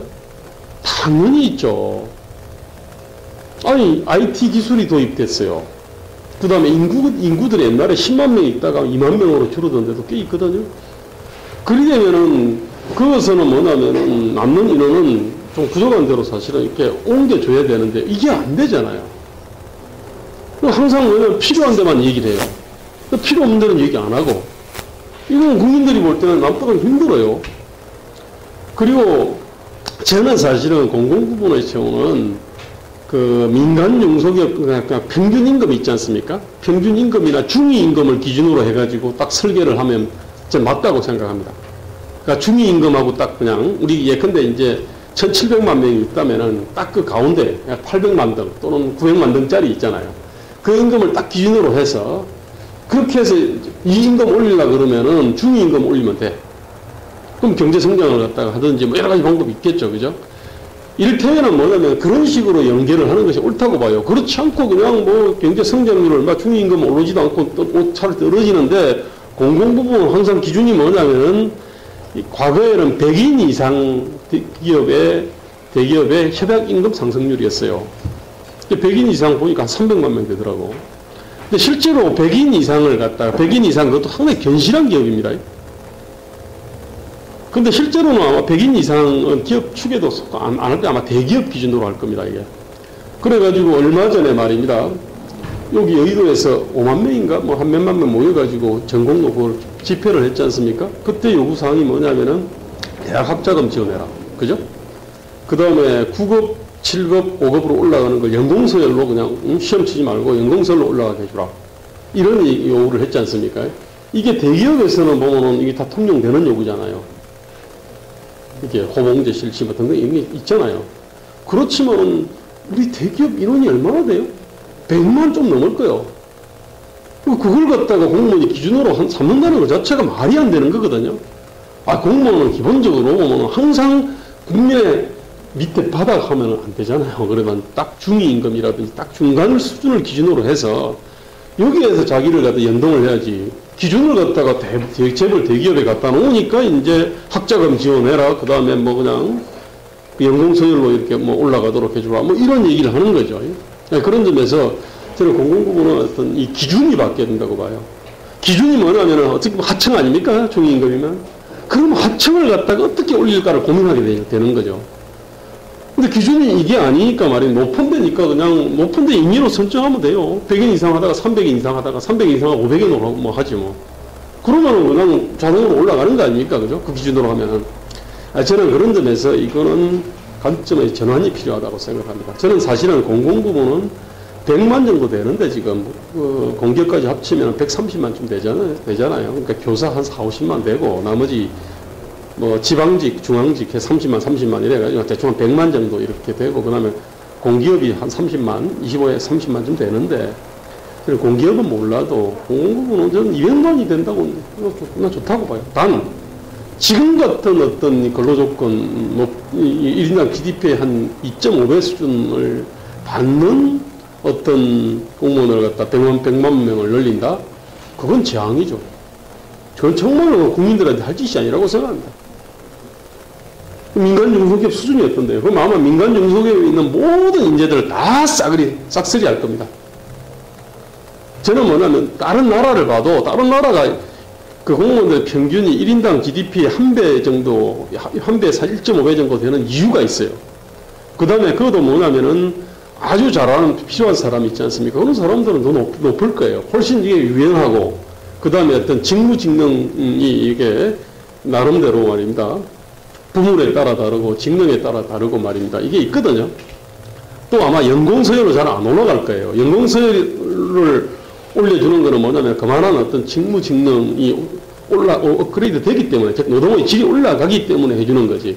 우리는 노동 질과 상관없이 올려주고, 그 다음에 유연성도 없고, 그 다음에 적어도 1인당 GDP 2.5배 수준이고, 이런 상태에서 뭐 근로감독관이 뭐 한 4배쯤 늘려야 되는데 말입니다. 이런 조건을 갖고는 안 된다는 거예요. 그러면은 뭐냐면 필요 없는 데서 사실은 빼와서 그쪽으로 배치를 하고, 그것도 안 되면은 그때 뽑아야 되는 거죠. 그 다음에 어떤 저 수준도 제가 볼 때는 선진국 수준으로 가야 될 거 아닙니까? 선진국 수준은 뭐냐면은 GDP 대비 선진국 수준이죠. 선진국은 GDP에서 1에서 1.5 수준인데 우리는 2.5 이렇게 하면서 안 될 얘기거든요. 저는 뭐냐면은 이제 이 얘기가 이제 중앙평준화 얘기가 나오는데, 물론 사람들은 지금도 먹고 살기 힘들다 그래요, 다. 현대자동차도 마찬가지입니다. GDP 3배, 4배를 받는 사람들도, 교수들도 먹고 살기 힘들다 그래요, 다. 그러면 GDP 1이나 뭐 1.5 받아가지고 사는 사람은 보니까 사람도 아닌 것 같아요. 비교를 안 하니까. 거기도 사람인데, 사람이 먼저라 그랬는데, 그 사람 살고 있는데, GDP 3, 4배를 갖다가 받는 사람이 먹고 살기 힘들다. 이게 어느 나라 발상인지, 이게 정말 전형적인 양반귀족적인 마인드거든요, 이게. 어쨌든 간에, 저는 뭐냐면은, 과거에 임금격차 이렇게 심하지 않았어요. 근데 87년 이후로 이제 이렇게 쫙 이렇게 심해진 거 아닙니까? 그죠? 그러면은 마찬가지로 말입니다. 그때 우리 이제 임금 인상할 때 하구상박 했거든요. 하구상박. 밑에는 좀 많이 올려주고, 위에는 좀 적게 올려주고, 이렇게 해가지고 한 10년, 15년 하니까 그 단위 사업장에서는 임금이 굉장히 어떤 평준화됐어요. 저는 마찬가지로 10 내지 한 20년의 어떤 호흡을 가지고 저는 하구상박 수 있다고 봅니다. 근데 공공부문에 대해서도 종액임금비 옵션을 걸어가지고 말입니다. 거기서 좀 유연하게 운용을 해라. 네가 올려주고 싶은 사람 지금보다 더 올려주고, 그렇지 않으면 좀 더 낮추고. 근데 총액임금비 한도 내에서 고용인원을 갖다가 최대한 늘려라. 단, 뽑아놓은 사람이 철밥통 되면 안 되잖아요. 대신에 이건 계약직으로 해야지. 그래, 3년 계약직도 있고, 5년 계약직도 있고, 5년 계약직이 한 번 더 그냥 연장하면은 10년 하는 거고. 저는 뭐냐면은, 공공부문이 이런 방식으로 가야 고용임금 체계를 갖다가 가져가야 공공부문이 인력이 어떤 풀 역할을 할 수 있어요. 풀이라는 게 뭐예요? 저수지. 가뭄에 저수지 물딱 담갔다가 풀어주는 것처럼 지금처럼 고용이 지금 고용 대란이 있을 때는 공공부문이 사실은 많이 흡수해줘야 되거든요. 한 100만이 아니라 200만 명쯤 쭉 안고 있고요. 그렇지만 여기서 이제 인건비가 이렇게 많이 나가면 안 되는 거죠, 사실은 이게. 그리고 나서 이제 민간 중소기업이 활성화되면 제발로 말입니다. 알아서 걸어 나가도록 또는 계약직을 딱 걸어가지고 계약 종료를 해서 이 사람들이 옮겨가도록. 예컨대 말입니다. 저는 뭐냐면 공공부문뿐만 아니라 저는 민간 대기업이나 중소기업에 대해 가지고도 좀 그런 발상을 가져갈 필요가 있다고 생각을 하거든요. 기본적으로 총인건비 내에서 고용 인원을 최대한 늘린다. 그 다음에 그 아래서 어떤 이 직무직능급 체계 또 노동의 양과 질에 따른 어떤 이 최우수를 갖다 가져가도록 한다. 저는 어떤 그런 관점이 저는 필요하다라고 생각을 합니다. 아까 그 철학과 가치의 그 전환이 좀 필요하다는 그 말씀하고 좀 연동되는 거고, 꾸준히 지금 말씀하시는 내용이 그 시스템의 구축 또는 제도 만드는 거, 개혁하는 거, 소장님 계속 이렇게 말씀하시고 계시는 것 같아요. 네, 저도 짧게. 네. 우리 토론회가 좋은 거는 하실 얘기 다 하는다는 거예요. 누구도 안 말리잖아요, 지금. 지금 우리 김 변호사님 말씀하셨는데, 지난 80년 이후에 25년이에요. 25년 동안 우리 노동시장의 어떤 분절화, 양극화가 심해졌죠. 우리가 잘 알듯이 대기업, 공공부문, 전문직, 이런 부분들의 어떤 이 근로조건이 지속적으로 받는 데 비해서, 우리 사회의 어떤 취약근로계층의 어떤 노동조건이 되는 어떤, 사실 어느 시점부터 완전히 정체되어가지고, 이게 이제 노동시장이 분절화되었는데, 이건 뭐 누구라도 다 알 수 있듯이 왜 이렇게 노동시장이 양극화되었나? 대기업 노동자들이 노동자 열심히 해서 그랬다. 이건 내가 보기에 너무나 진짜 현상적인 이야기고요. 기업 자체가 양극화되었기 때문에 기업의 이윤, 기업의 이런 것들이 양극화되었기 때문에 그 결과로 사실은 대기업과 공공부문에만 그런 부분이 개선되고 나머지 부분에는 전혀 그 어떤 대기업이 이루는 설사 그것이 어떤 혁신의 결과라 치더라도 혁신의 결과가 사회적으로 전혀 공유되지 못한 결과로 25년 동안 쭉 전반의 노동시장의 양극화가 이루어진 거죠. 그거를 이제 그런 사람들이 전혀 무의미하다고 생각하지 않는데 대기업 노동자들의 어떤 행태의 결과로 말하는 것은 전혀 핀트가 빗나가는 것이다 이렇게 생각이 들고요. 지금 공공부문에 대해서 말씀을 하시는데 우리가 이제 보통 이 경제 주체를 국가와 뭐 기업, 이 시장, 뭐 또는 정부와 기업, 뭐 공공과 민간 이런 식으로 이제 구분해 봅니다. 뭐 그런 틀로 어쨌든 전체적으로 재화가 어떤 식으로 운영되는가 이런 것들을 분석 틀을 가질 수는 있을 것 같고 특히 그런 관점에서 보면 우리 사회에 전체 다른 나라의 전반적인 재정 규모라든가 전체 국민 총생산에서 재정이 차지하는 비율이라든가 국민 부담률이라든가 세금이라든가 이런 거 조세 부담률이라든가 이런 것들을 감안해 본다면 우리는 사실 조세, 재정, 국민 부담률 이런 것들이 다 작은 나라에 속한다. 그런 점에서 공공의 역할이 더 커져야 된다. 이런 문제인식은 여전히 좀 포기할 수 없다. 생각하는데요. 기본적으로 이렇게 공공과 민관, 뭐 정부와 기업이 이렇게 딱 구분되는 것이 아니고 저는 점점 더 그 경계는 약화되고 있다고 생각해요. 저는 정부도 기업도 거의 비슷한 원리로 운영되고 있고요. 현재 운영되고 있고 그런 점에서 그 정부와 기업에 대해서 우리가 가져야 될 문제인식도 사실 거의 똑같다라고 저는 생각합니다. 우리가 국가에 대해서 정부에 대해서 민주화를 요구하듯이 민주화 운영을 요구하듯이 투명성을 요구하듯이 기업에 대해서 똑같다고 생각해요. 그래서 우리 사회의 어떤 진보적 과제라고 하는 것은 우리 사회 각 부문에 여기서 각 부문이라 하면 기업도 정부도 또는 다른 어떤 부문도 심지어는 뭐 시민단체 뭐 우리가 보통 얘기하는 뭐 운동권 다 여전히 다 어떤 똑같은 잣대로 어떤 변화를 요구받고 있다고 보이고 그 핵심은 투명성, 민주주의, 합리성, 의사결정 구조의 어떤 이 민주화 이런 것들이 과제이다 라는 점에서 이런 것들을 공공부문의 근로조건이라든가 공공부문 운영에서 나타나는 어떤 불합리한 행태 이런 것들을 아주 특수한 문제인 것처럼 설명하는 것은 좀 부적절하다 생각이 들고요. 어떤 지금 대선이 20일도 안 남았습니다만은 우리 사회가 맞닥뜨리고 있는 과제 기업 주체든 공공부문이든 어떤 변화를 요구하고 있는가 어떤 변화가 이루어지지 않으면 우리 사회의 양극화 이런 것들이 점점 더 심화되고 우리 사회가 분절되고 국민 통합이 진짜 더 멀어지고 하는 것으로 가고 있는가. 이걸 어떻게 되돌려야 할까. 이런 것들에 대한 어떤 문제에 직면해 있는 게 아닌가 생각해서 우리 소장님께서 말씀하신 것처럼 공공부문의 다른 부문과 다른 공공부문의 어떤 특수한 문제로 계속 부각시키는 게 조금은 부적절한 것 같다. 이런 이야기를 하고 있습니다. 같은 문제가 사실 재벌에게 있다는 거예요. 기업에게도 있고. 물론이죠. 제가 짧게 말씀 더 드려도 되나요? 네. 제가 이제 보통 흔히 잘 안 하는 얘기를 몇 개를 했어요. 공공부문은 그 중에 하나죠. 제가 금융 얘기를 하잖아요. 금융을 갖다가 민간은행 많이 만들어야 돼요. 결론은. 예컨대 지금 저기 충청은행이 아마 없을 거예요. 옛날에 있다가 없어졌죠. 근데 보면은 광주은행인가는 있을 거예요. 근데 지방은행들은 상당히 괜찮습니다. 근데 충청은행은 왜 없었죠? 이를테면 말입니다. 그런 어떤 중규모 은행들 많이 만들어지면 일자리 많이 만들어져요. 뿐만 아니라 은행이 하나가 만들어진다는 거는 이 은행이 또 이렇게 뭔가 지역의 상공업자들한테 대출을 해주게 돼 있어요. 그 대출도 맨날 전화 와가지고 말입니다. 저기 고금리 그거하고 다른 거거든요.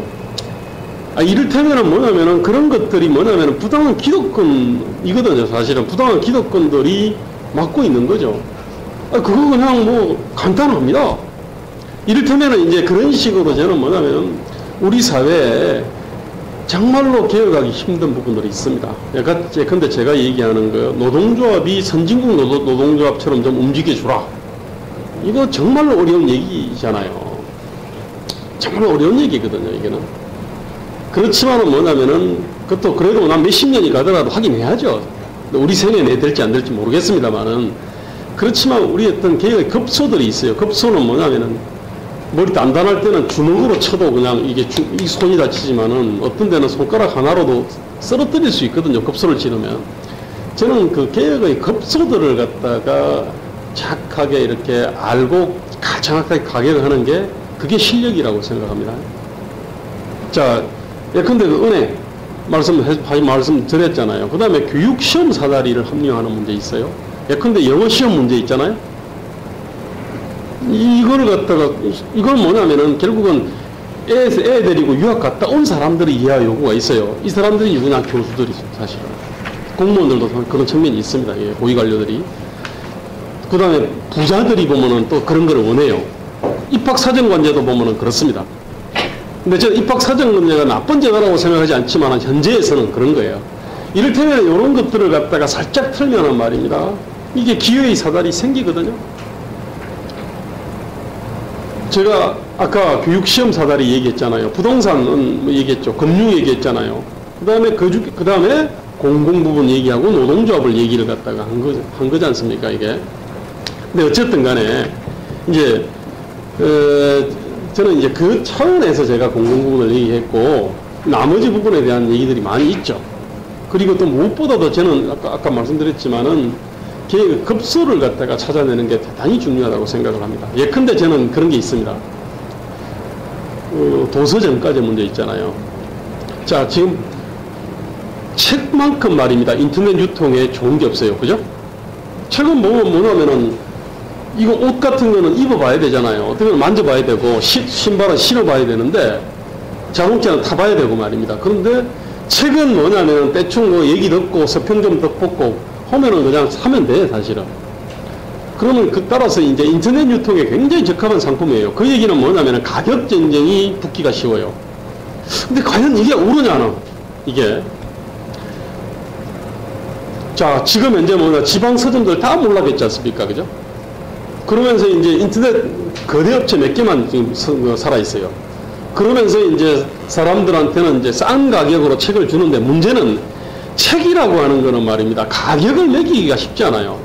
책 가격이라는 게 들어가는 어떤 종이하고 잉크, 재질 뭐 이거 아니잖아요. 한 사람의 어떤 인생이고 영혼이 들어있거든요. 그래서 가격 자체가 사실은 이게 무의미한 거거든요. 사실은. 자, 그런 점에서 봅시다. 만약에 도서정가제를 실시했어요. 자, 그러려면 지방서점이 다 삽니다. 지방서점이 10,000개가 될지 20,000개가 될지가 다 살아요. 그죠? 자, 그 다음에 지방서점에서는 뭐냐면 어떤 일을 할 거냐면은 일종의 북카페처럼 운영하게 돼 있어요. 사람들이 오도록 해야 될 거 아닙니까? 그죠? 그러면은 저자 불러서 토론회, 이런 토론회도 하고 말입니다.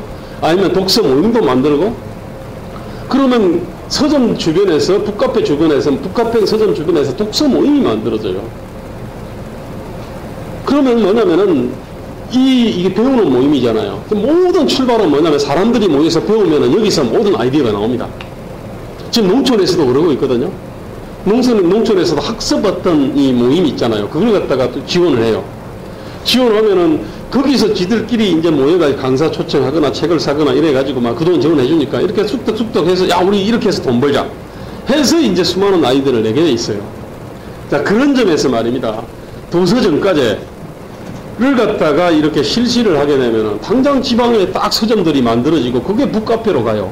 그러면 아마 여기서 서점할 사람들 많을 거예요. 그죠? 여기 서점할 사람 많잖아요.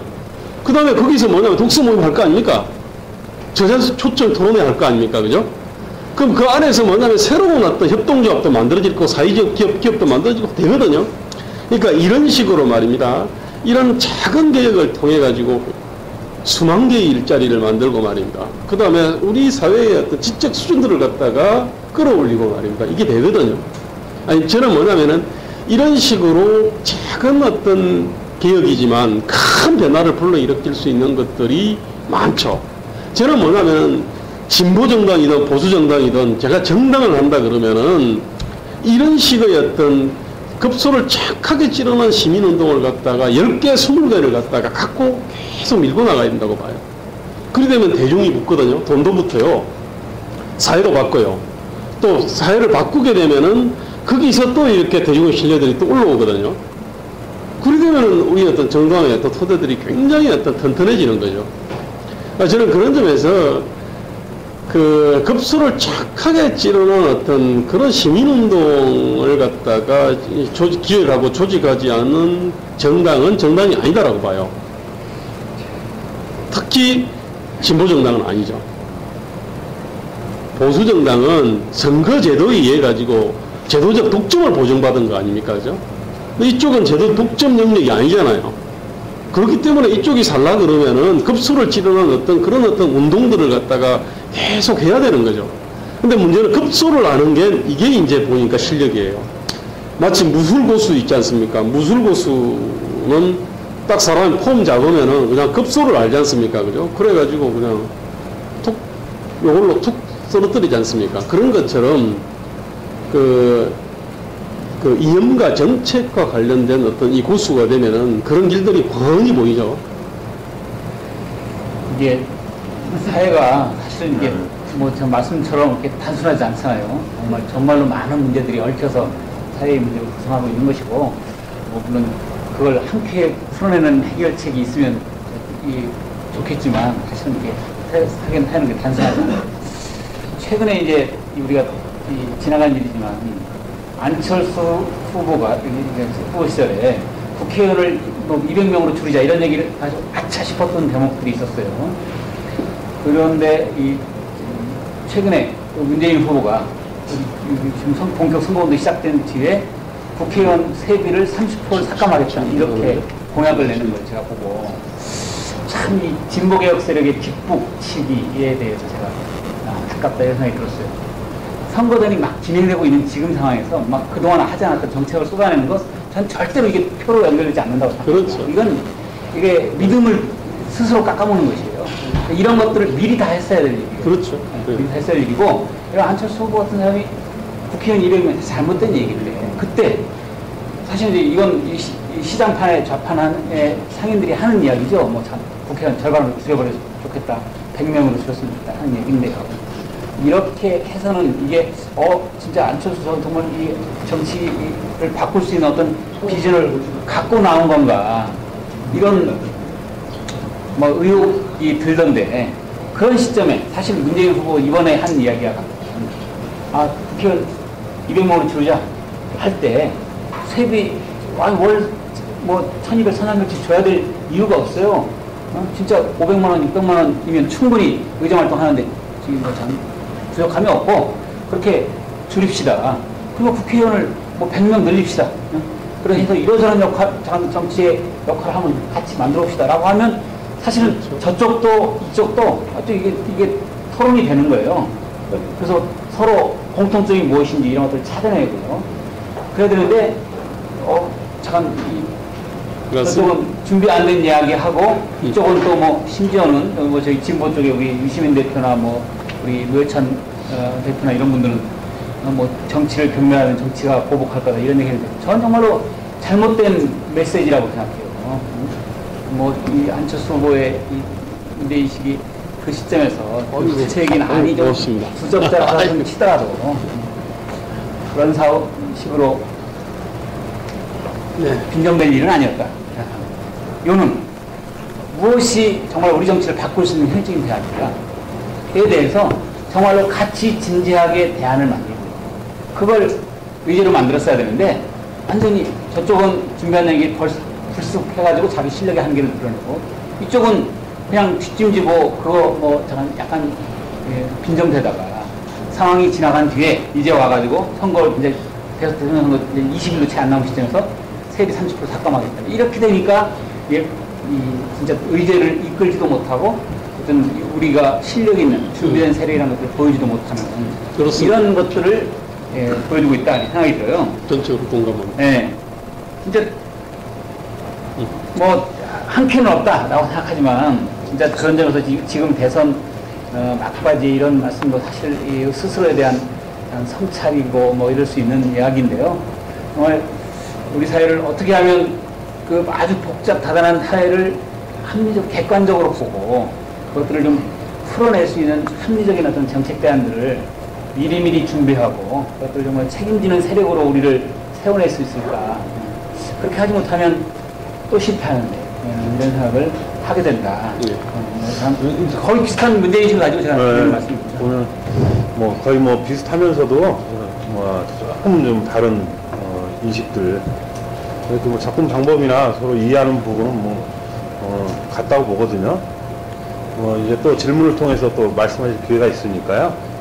오늘 토론회는 경제 민주화라는 게 사실 엄청 넓고 영역이 넓고 정말 이게 태평양에서 지금 우리가 지금 얘기하는 것 같아요. 우리 조금만 내과에 가가지고 좀 물놀이 하면서 했어야 되는데 그러다 보니까 뭐 하나의 예만 갖고도 벌써 하는 얘기들이 이렇게 깊고 많습니다.